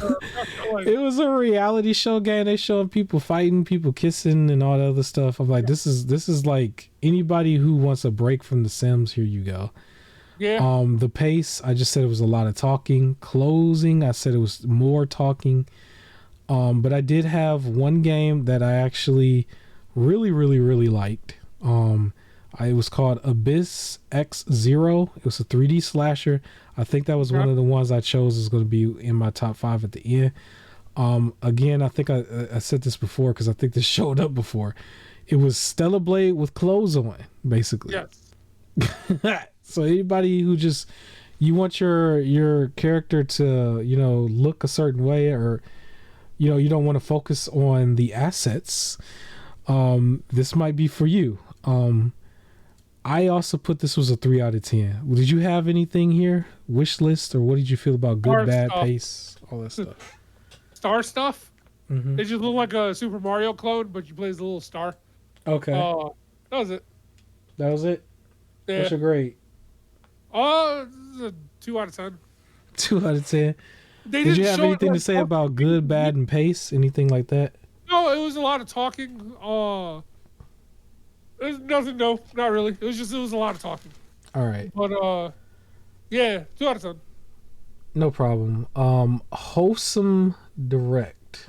Anything you want to say about this? Go ahead. Wholesome Direct. My highlight, the play date. They talked about the play date. That was a highlight for me as well, because I did not think the play date would show up. I put play date appears as my notes. Yeah, and just so you know, we talked about it before, where that truck stole all of the play dates. Yes. It has been returned. I saw that. I thought that was a very weird thing, but kudos to them getting it back. To be honest, they were probably stealing a truck and didn't realize that stuff was in the back. Yeah. That are trying to lessen their charge by going, well, look, I did this. That's funny to return it, though. But that's good that they got it back. It would be weird to take that same thing and just sell it to somebody else. I feel like they should hold on to that for a second. I don't know. A little bit. Real quick, my cringe one, because it came with the screen bound. There was a game called While Waiting, where it just says, basically, is while you're waiting in real life, you can pull out the whatever system you're doing, and you can play while waiting, where it makes it comical in the game. So it's like, haha, you're waiting for the elevator, or haha, you're waiting in line for the bathroom. And in my head, I was like, just learn to wait. Like, y'all already have a short attention span as is, and can't watch a video for more than 30 seconds. Why do you need this? And it reminded me, like, Screenbound was shown again. And it was like, what is all of these ADD games? Like, that's what it felt like. It was like, you can't wait. And I don't know. That was my, like, cringe. But other than that, the wholesome show was the wholesome show. Every game is it was supposed to be wholesome. I was like, there's only so much you can do. I did say for the opening, they got to the first game quick. And what I meant by that is they got to it first than the other shows that I was watching at the same time. And I thought that was good. The good part about it, though, I did say that they had a lot of demos for a lot of stuff that they did show. So you could play the demo. Shout out to the YouTuber named Cozy K. They put her on here again. She was on here last year. To somebody that I've watched kind of just grow up a little bit, blow up on YouTube. When I followed her initially, she was like at like 6,000 or 7,000 subs. So she's over 100K now, and she's being shown on these shows. So shout out to her. She's very consistent. I got to be more consistent. Bad, I said it was nothing I wanted. The pace I thought was fine. I did put I fell asleep and had to rewind it. And then we mentioned the play date.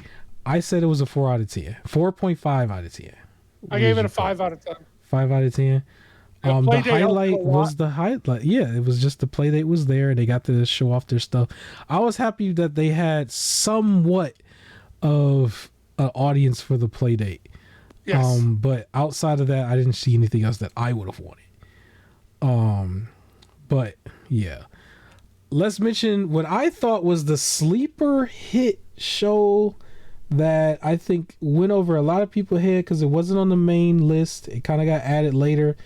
I didn't really look at this as woke at all. It was just, this was the Latin American game show. And there was a lot of stuff here. A lot that I did not think was going to be here. Mexico and Argentina is out here cooking. Like I have a big list of stuff. Making games. Yes. Yeah. So I actually have some games too. My first one that I wrote down was Gure.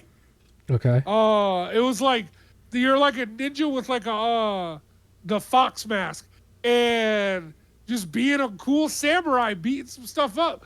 Like it looked real cool. So the Abyss X-Zero showed up here again. This was the third time that it showed up.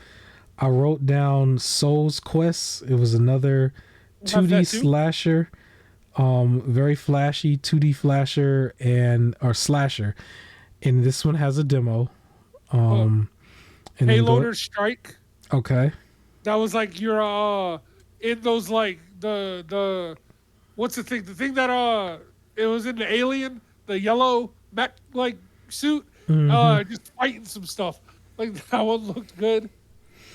I put down a game called Vultures, Scavengers of Death. Yep. This is very Resident Evil 1, the PlayStation 1 version. That's how that looked. It did. It was basically that, but like turn-based. Yeah. I have Maria Chi Legends. I think this was a super flashy 2D slasher as well. Did you say Maria Chi? Yeah, I put a space here. It wasn't supposed to be Maria Chi. Mariachi Legends. Mariachi Legends. I butchered that. I butchered it. I butchered it like crazy. Yeah, that was the final game like shown, and that was a strong closing. It looked like the gameplay reminded me of Guacamelee, but the aesthetic was like beautiful. Like I know it was like still the old school look, but he was like it looked like Zorro and like Death combined. I thought it was a solid last game too to end the show. Yes. I thought they had a solid game because a lot of these other shows they didn't really have a solid start and a solid end. I thought this was definitely a solid end, and I thought the start was still okay even though there was a lot of talking. Yep. So one other game I had was Pipistrello and the Cursed Yo-Yo. It was like an angle sort of game where you have a yo-yo, you're platforming with the yo-yo, and you can like shoot it out to hit things. Okay. And you have to pretty much get the angle right so you hit everything within one go. So that one looked pretty fun as well. But no, Mariachi Legends was like, I need that. I will say, go ahead. I was gonna say I would list off the rest that I had because I actually did have a lot. Ashton Blade of the Monolith, I believe that's what it's called. 3D slasher is gonna be multi-plat. I put Mark of the Deep, top-down 2D 2.5D action adventure game. It has a demo. Runa and the Chikuri Legend? Legacy. My bad.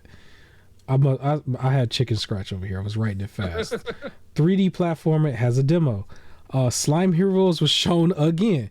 And we already know it has a demo. And then the last one I think is called Curilemu.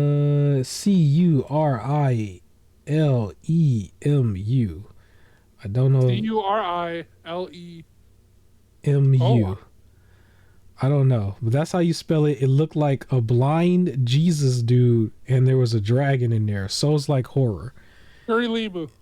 Yeah, something like that. Souls like in a horror looking game. You play as a dude, and he's blind, or he's blindfolded, but you are not blindfolded. So I don't know how that works, but that was the other one. So I will say for this next part is I watched it while watching like other shows. Me too. And everything. So because of that, it didn't pay attention to a lot of the talking. And because I didn't pay attention to a lot of the talking, I don't have any cringe moments. I did have one moment that I said was bad. It was a game that they showed called Deathbound that was supposed to be Souls-like. It looked bad. It just looked real bad to me. I actually liked Deathbound. You liked it? Okay. But I liked it because it was in a different show. When we talked about OTK games, it was there. And that was the one I mentioned where it's like, it's Souls, but you have the soul of like 4 different people and you can switch who you are at any point. So the idea was supposed to be like, if you made like a speed build and you made a strength build, but you're using your speed build and you run across an enemy where you need to use your strength build, you can just switch. Okay. That's what I like about it. But I can see in this, compared to everything else shown, why it would be a down. Like this far in, it would have been a down. But when I first saw Deathbound, it was one of the first games of the summer shows. So yeah, because this show, for it to be not as popular or not really like people knowing anything about it, it was a very good show compared to like a lot of the other ones. And I feel bad that probably hardly anybody, watched, and they probably skipped. A lot of Latinos I saw in the comments did watch it. So that was nice. And I did see, because people always complain about race stuff, during the black voices in gaming, one of the comments, somebody said like, all voices matter or something like that. And everybody was like, they do. And that's why we're highlighting the black ones.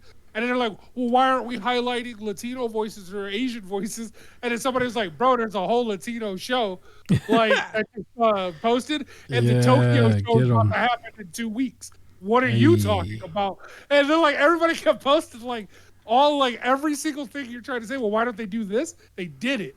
So why are you so pressed about this one? And they're like, why aren't you like complaining about the other shows and everything? You just mad about this one. How about you lost? But so if people didn't notice it, I do hope more people watch it, like, or at least this would have been one where I think some of the games should have appeared on other shows. Yes, because it still had a good pace, and I say, a few. So some of these games were appearing on other shows, like the Slime Heroes better make a lot of money for crying out loud. Like this. Because at this point it was like 3 or 4 times, but it's going to come up again, right? And so that one, I think, was the most repeated game out of all the shows, was Slime Heroes. Probably. But I gave this a 6.5 out of 10. One of my higher ratings for the entire, gaming week and a half, 2 weeks. 6. I gave it a 7.5 out of 10. Okay.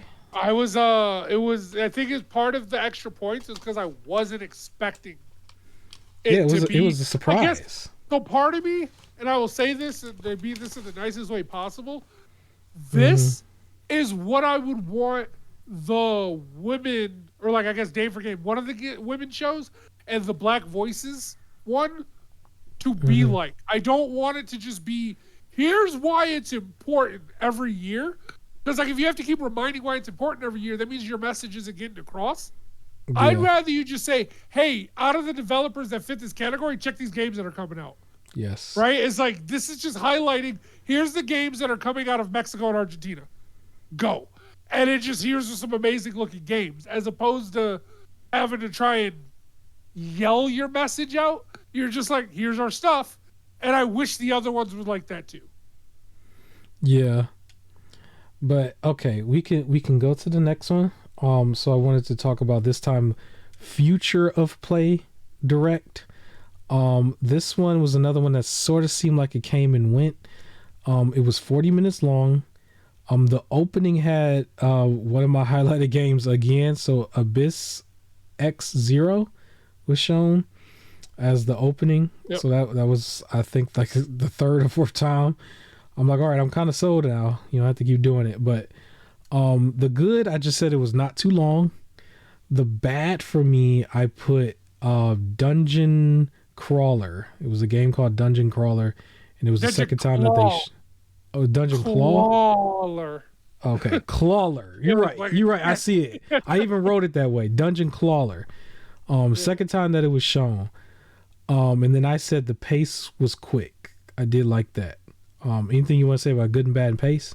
So Dungeon Crawler being shown twice when like it didn't even look like that good of a game to begin with. Yeah. It's kind of messed up. For me, and correct me if I'm wrong, did this show have like towards the end it was like, or towards either the middle or end, it was like, here's a flash of just a bunch of games coming out. Yeah, like, so really I put the closing was a compilation of games, yeah. What bothered me is the only game that I liked from this that wasn't a repeat was in that fast compilation, and I almost missed the name of it and I had to keep rewinding Which one was it? cat Because I game. It might was have got called this. Dino Kids. That's what I put too. So that looked like Hi-Fi Rush to me. It does Yeah. have a demo. But it was like, I'd rather you talk about that than like speed through Yeah. it. Like, what was it? And then my sick thing was like, or my the one I didn't like that was like that it was again a lot of repeat. Yeah. A lot of repeat. I put down, so I didn't wish list this. I just wanted to mention, because we talk about cats a lot too. There was another game in here that was a cat game called Copycat that has a demo, but this was like presented in a very sad way. Did you catch that? It was like a very sad cat game. Yeah, it was like the cat wanted a home, and they were like, "Sorry, I can't take you in." And then, Yeah, I was just like, you put this for people to cry? Like, what's going on here? It was just cringe a little bit, but I just wanted to mention that because I was like, oh, it's another cat game, and then eventually it was just like, oh. But I gave it a 4 out of 10. They still had one of my highlights in here, the Abyss X0, but that was about it. 4 out of 10 for me. What did you say? for me, it was 3 out of 10. Okay. I almost went lower, but it was just, again, it was because all the games that looked good were repeats. Yeah. And then everything else kind of was like meh. And the only good game was like Spencer. So I was leaning towards the 2 or 3 out of 10. Let's say 2.5. Okay. Well, now, even in our almost overtime, we've got just under 20 minutes to go. Hopefully it doesn't take that long. But now we can get into what I consider the train wreck. Because I felt like this was the train wreck part. But we're going to be as quick as we can about it. Because I don't think we need to rant too hard about it. But let's start off with the black voices in gaming. My biggest issue with the black voices in gaming was that for almost all of it, it was basically an interview. And only 2 interviews there did they actually show the game as B-roll. But the first one was like the longest one, and there was no B-roll. It's like you just watched the dudes. Yep. And it didn't do nothing for me. For me, it's similar. It was about that, but also the people being interviewed, especially Andrea, were boring and dry, and it was so long, and it was like, homie, you're putting me to sleep. Like, I was just like, yo, everybody would have been cut off this, like been cut off this, right? And so we're gonna keep talking about this, but I wanted to mention that between this, Dames for Games, and Stream for a Cause, most of what I was writing down was just pure negative. Like it was just it was kind of crazy. But out of the 3, so for I watched all 3 at one time on 3 different screens. I wanted to mention for the opening, Justin was back. Justin from the Gorilla Showcase. It's funny how I remember his name. I didn't really remember nobody else. But he was back. He was conducting the whole thing. I'm like, what are they paying this guy? They gotta be paying him good money, man. Cause he ran like 2 shows where he was just like in his own setup and he was running it, and he was actually doing. I thought he did a good job for being, running 2 different shows and stuff. He was running it. And running these interviews. But the bad was, basically it was all interviews. It started with an interview after one of the trailers, and then it was just right back to an interview. And the pace I just said, it's just an interview. I will say though, at one point they interviewed a dude who had this Breath of the Wild clone that he made, that I just put, all right, you know what, this is going to be the good. And I think it's called Altheria, or I don't even know if I said it right. The Wrath of of Furry, right? Did I say it right? I don't know. Okay. Probably. Altheia, right? That's the first part of the day. The Wrath of, and then Aferi. I don't know. I butchered it. Altheria, the Wrath of Aferi? Probably. It was exploration and puzzle 3D. and it looked like some Breath of the Wild clones, basically. And there had some decent combat in there, right? One of those, the second interview that was going for such a long time, they were showing this as B-roll. Eventually, I was like, all right, you know what? I'll try it. I'll put it on my wish list. The first interview, like, I don't even know what they was talking about in the first interview. Like, when they weren't showing gameplay and I had other screens going, I was paying attention to the other screens. Yeah. I did put Slime Heroes, like third or fourth time I put in parentheses of this being shown. This is when they actually had the actual developer here, and we found out a couple more details about it. So they actually showed some raw gameplay while interviewing the dev. I thought it was cool to do this while interviewing the dev, because one of the interviewers was just simply playing the game, and the other interviewer was asking questions while the dev was just talking. And I thought that format worked for what they had, even though it was still just a long interview with a lot of talking. I found out Slime Heroes does have a full co-op campaign. It can be a co-op if you wanted to do it. Hey. Yeah, and so that was the only two games that I wrote down for my wish list, which was, I mean, Slime Heroes was already there for a while just because. And the other game that I couldn't really pronounce. But what do you got from this? Oh, I have one game, but it was also in my cringe as well. Okay. And that's Jay and Silent Bob Chronic Blunt Punch. Okay. So it was one of the first games shown. I'm a fan of Jay and Silent Bob. Like, I grew up off of them. Things like that. They were like, it was the inappropriate humor from when I was a kid. That I snuck in watching. Mm-hmm. The issue is, sure, they released Clerks 3 in like 2022, but that was mainly for people who were fans of Clerks. Jay and Silent Bob Strikes Back was 2001. Right? And they were also in the movie Dogma. And then they were like, they were minor characters in Clerks, like the series. They're the two guys that hang outside of the store, even though like there's a no loitering, and they just loiter outside of the store and bother people. Like, that's it. And it's like, why are they getting their own game now? Like, this feels 15 years too late. With that said, I'm still interested in it because I'm a fan of Jay and Silent Bob. It's just, I don't know who this target audience is.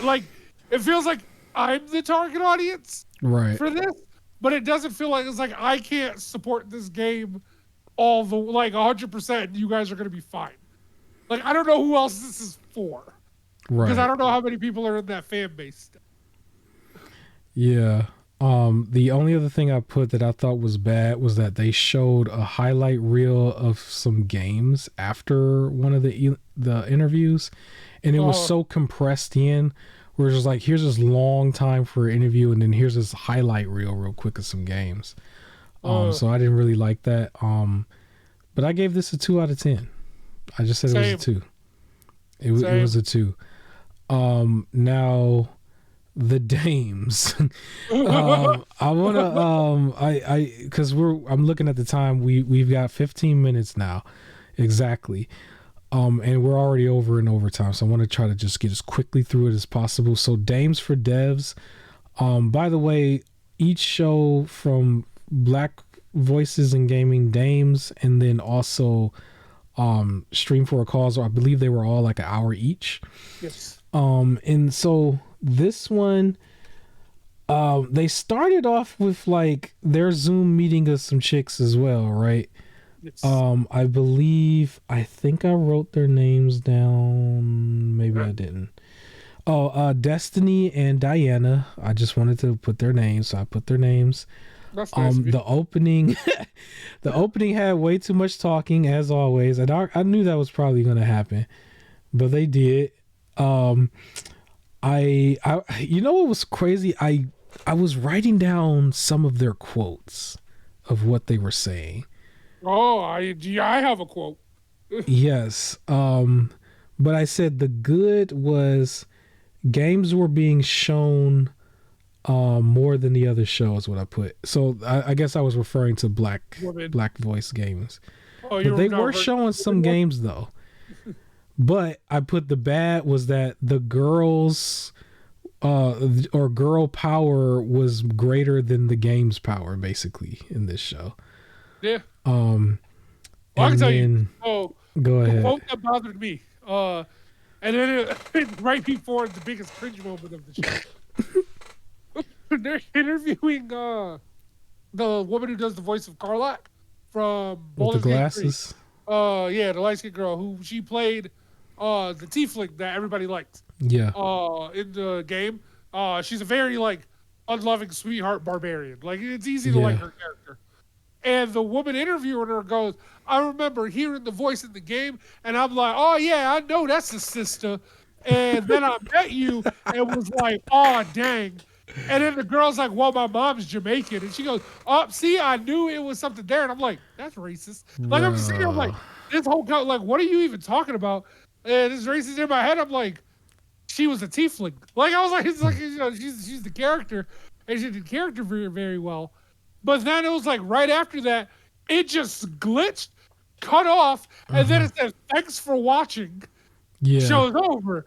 And it sat like that for about 5 minutes. And then switched to a black screen for about 7 minutes, and then cut back on with a "We'll be back" from IGN. and after a total they screwed up their production so bad. It came back to them talking, but no sound. Yeah, I put it closed, then came back after 15 minutes with no audio. Then I put it took them 5 minutes to unmute the audio. And then some of the things that they were saying, I just wanted to, we don't even have too much time to go into each thing, but I just thought it was interesting to listen to what they were saying. So one of them said, studios are male dominated. Oh. Another thing said that having that platform, which was the Dames for Games, made them feel, and I quote, liberated and free. So yeah, it was a lot of that. Also, wait a minute. It was either the women-led gaming or them. But one of the first games they showed, it was a husband and wife duo, and the husband was introduced first. Like I remember thinking that was funny because it was the whole thing was like women. I think it was the women-led gaming, and the first game they showed some guys like hello, like, and I was like, wait a minute. Okay. So I think the audio issues and that stuff was it was crazy for them having this type of platform and putting so much emphasis on it. It's like, well, you didn't get your audio right for all your girls, I guess, but. Yep. Yeah, I did have some stuff that I mentioned. It wasn't really a wish list, but somebody made their own version of the Castlevania game. They called it Transylvania. You take that what you will. Transylvania is a real place, but not a real place, but it's a real fictional. I think that's where vampires are from. Yeah, but did you see Dracula? I didn't watch the trailer, like Paris, Pennsylvania, or something like that. Yeah, they tried to play on it. They played on it a little bit, which bothers me. But Transylvania is where Dracula is from.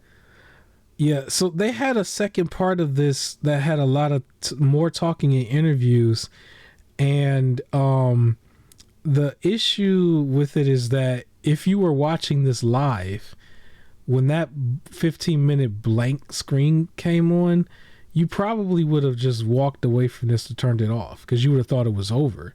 And this whole second part of the show would have just fell on deaf ears, basically. And I think that's a huge mishap for them because they had like other people who were showing their stuff, and it's like, well, I put this together, and nobody's gonna see it because you screwed it up, right?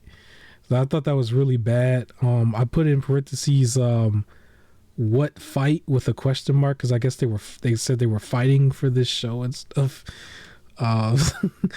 Like they had to fight, basically to get this platform and everything. I was just kind of questioning it, but there's one highlight that I thought was interesting that I want to mention. They mentioned how like some of the developers was doing their own voice acting in their games since they have like really small games and stuff. I thought that was actually smart Cause like why pay somebody 4,000 to get that Bayonetta thing going on when you can just do it yourself? No different than how I got this microphone right here. Because they showed a screen where they did it old school, man. They was in the closet. They had the closet and the sheet and everything. I was like, okay, I ain't mad at you. Get the job done, and then take that audio and put it in your game. So I thought that was a highlight. Everything else, not so much. I gave this a 1 out of 10. I that was the most I can give it. What did you give it? You muted. Well, oh, sorry, 1 out of 10. Same. 1 out of 10. Yep. All right. It's funny enough, I did not timestamp this, so I'm gonna have to go back and find it. So we'll put a check there. All right. The last thing, funny enough, this might have the most numbered timestamps out of everything we've ever done. So the last one, this is timestamp number 17 at 2:15 in.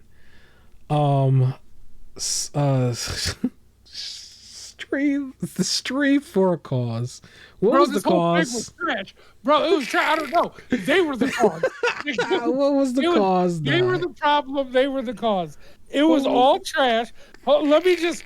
Okay, for one, the show was supposed to just highlight streamers who do things for donations, and I was like, okay, so it's not going to really be games unless they talk about their favorite game to play or something like that.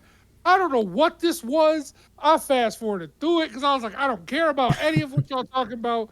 I saw this one game, lesbian animal RPG, I don't know what's happening. What is this? Like, what? Like, and all it was just an animal team fighting or something like that, but they were all women, and it was like, yeah, what's happening? Like, what is this? Who like they do this? And then when the game fails, they blame me, like cisgender and all this. It was like, you made this, and nobody wanted to play it.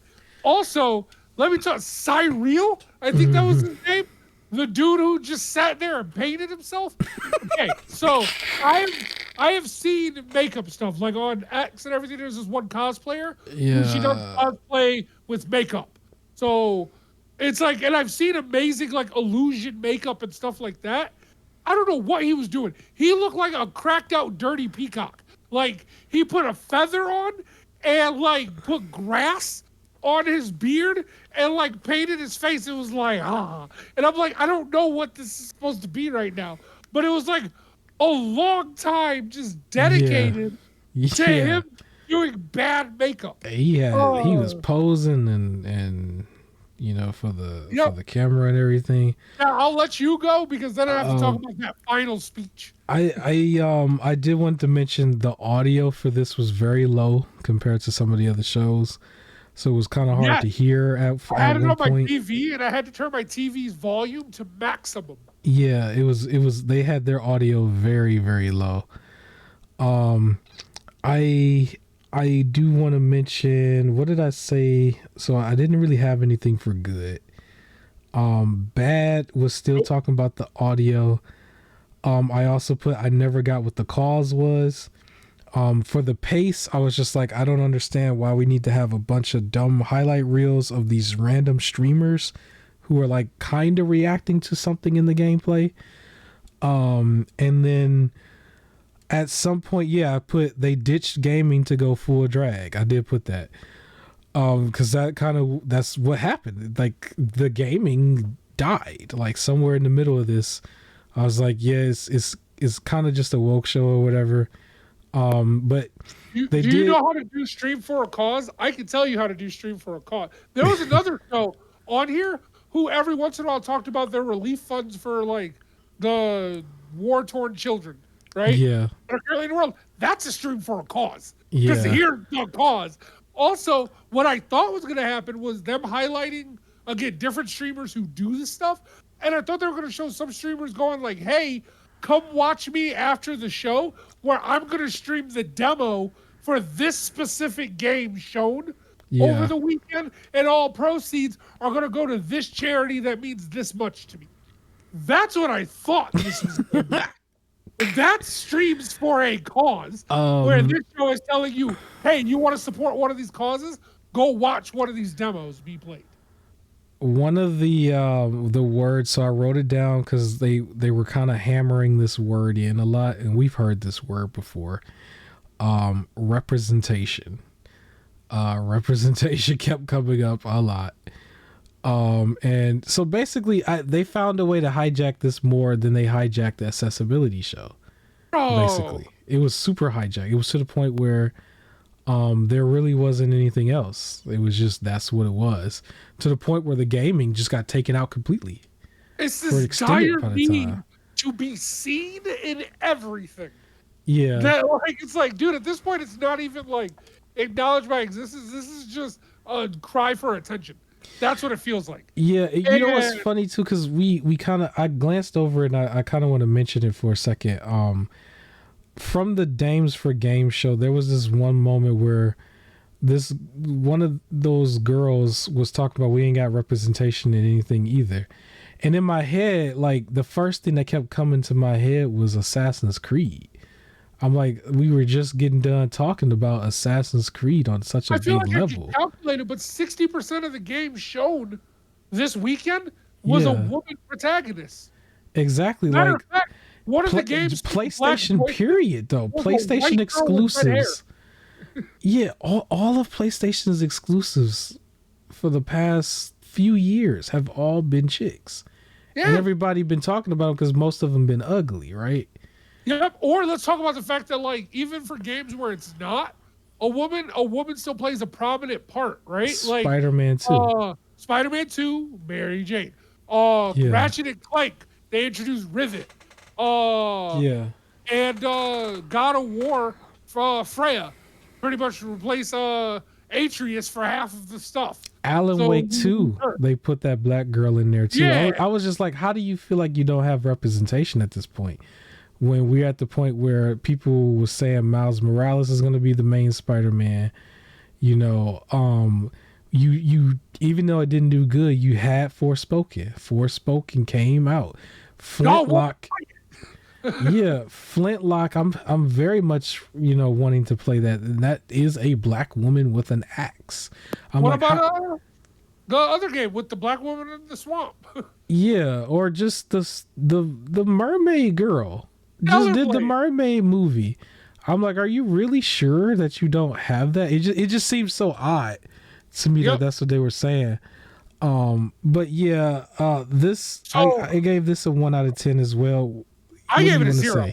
You gave it a full 0? The thing is there was also the final speech from this one white guy who was talking about how he was like, we've had a lot of games where they talk about, like, he was like, I always see, he was like a handsome white suburban guy. Yeah. I would like to see stories from other people. And he was like, the best way to learn stories is to play through it through video games.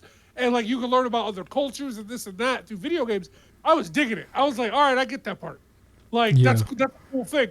Learn about different cultures through video games. And then he was like, so yeah, of course it's important to have people represented behind the scenes, but it needs to be represented in front of the scenes as well. And I'm like, yeah, I get it. Cool. But then he also said, if all you care about is being seen in the game or that the protagonist doesn't look like you, then that's a problem because you should only care about, like, the story.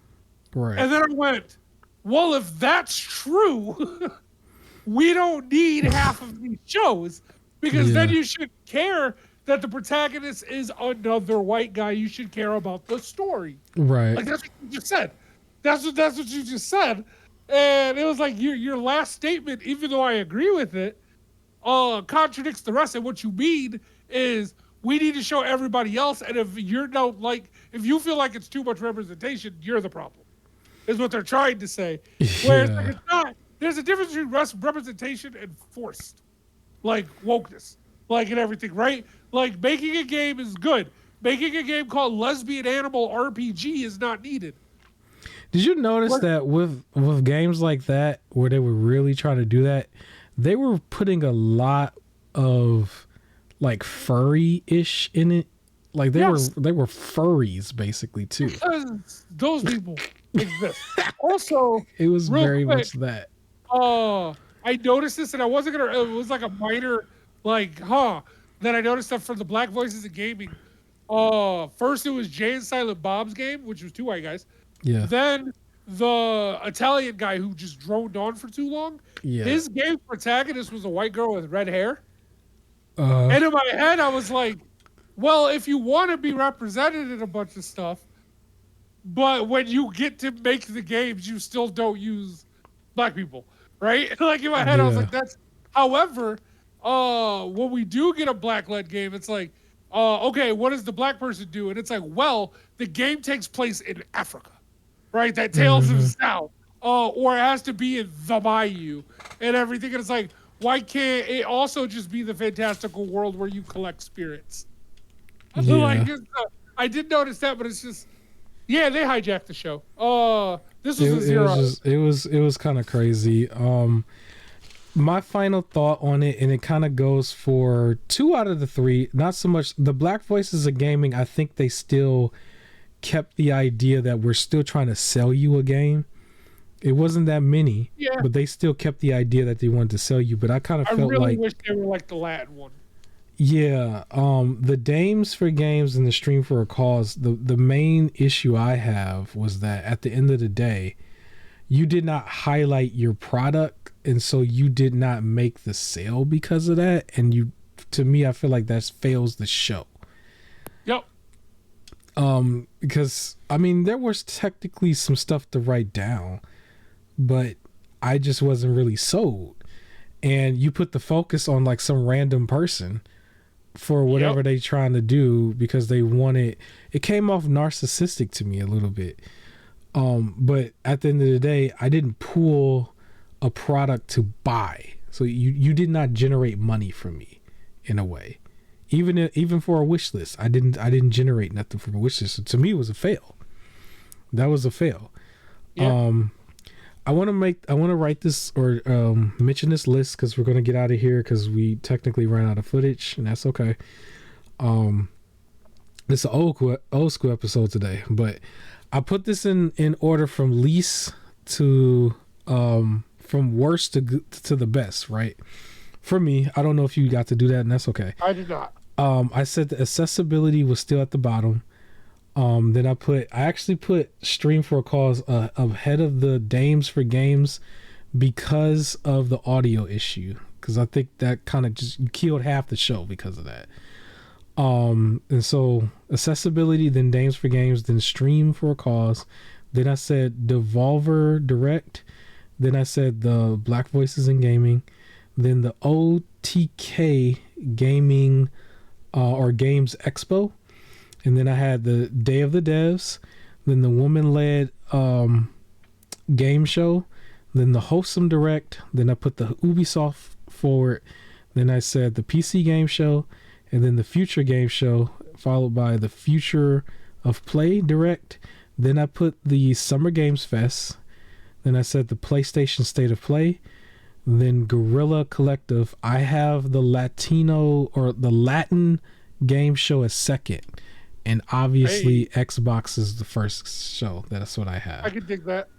I would switch accessibility and Stream for a Cause, but top 5 games from the entire thing that I have wish list that I want to look forward to playing the most. The number 1 was Astrobot from PlayStation Show. I forgot the shows altogether, but Beyond the Ice Palace 2 was another one that I put up there from one of the earlier shows. Wu-Chang Fallen Feathers was another one. Abyss X Zero was the other one. And then the 5th game was South of Midnight. Those are my top 5s from this whole thing. Okay. I don't know if you did one, but I have a top 5. Go ahead. So it was Astrobot is number 1. Power Rangers is number 2. Okay. The Dragon Age, the Veilguard. The casting, Frank Stone. And Mariachi Legends. The Mariachi game. Yeah, I can't remember. Mariachi Legends. Were my top 5. With Expedition 33 being number 6, almost 5. Okay. So this is the end of the show. I do want to address one thing. I think that we might consider skipping like the bottom 4 or 5 shows next year altogether. As bad as that sounds, I know support it. we might miss a game.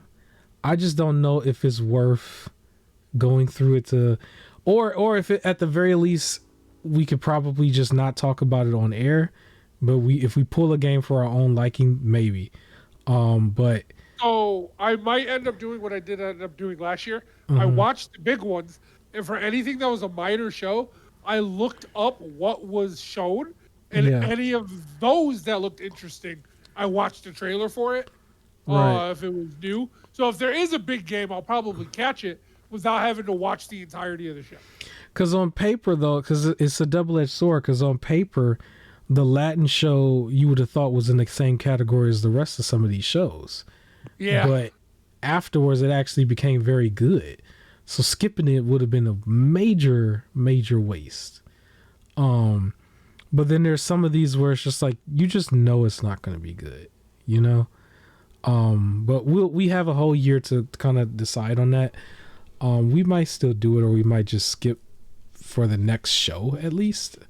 But I have 17 topics here, and I know only one of them was the Epic Games, so there was a lot basically. Yep. But yeah, that's the end of the show. We'll be back with half of the time left worth of content next time, I promise. But shout out to the big one, which was Xbox. Hopefully they can capitalize on this momentum that they have from the show itself, because it was an excellent show. Please, for the love of God, for everybody else's show, follow that format. At the very end of the day, we don't need to see hardly half of any of that they show. Even for the skits, it's like you put a lot of time and effort. You know how some of them probably like do more than one take and stuff, and it's like, dude, and nobody even want it. Like, let the game speak for themselves. I don't care what agenda you have going. The game should speak for itself. Yep. But that is what it is. Like, comment, share, subscribe. We will catch you next week, I believe. And yep. Thank you for watching and listening. Goodbye. Good night.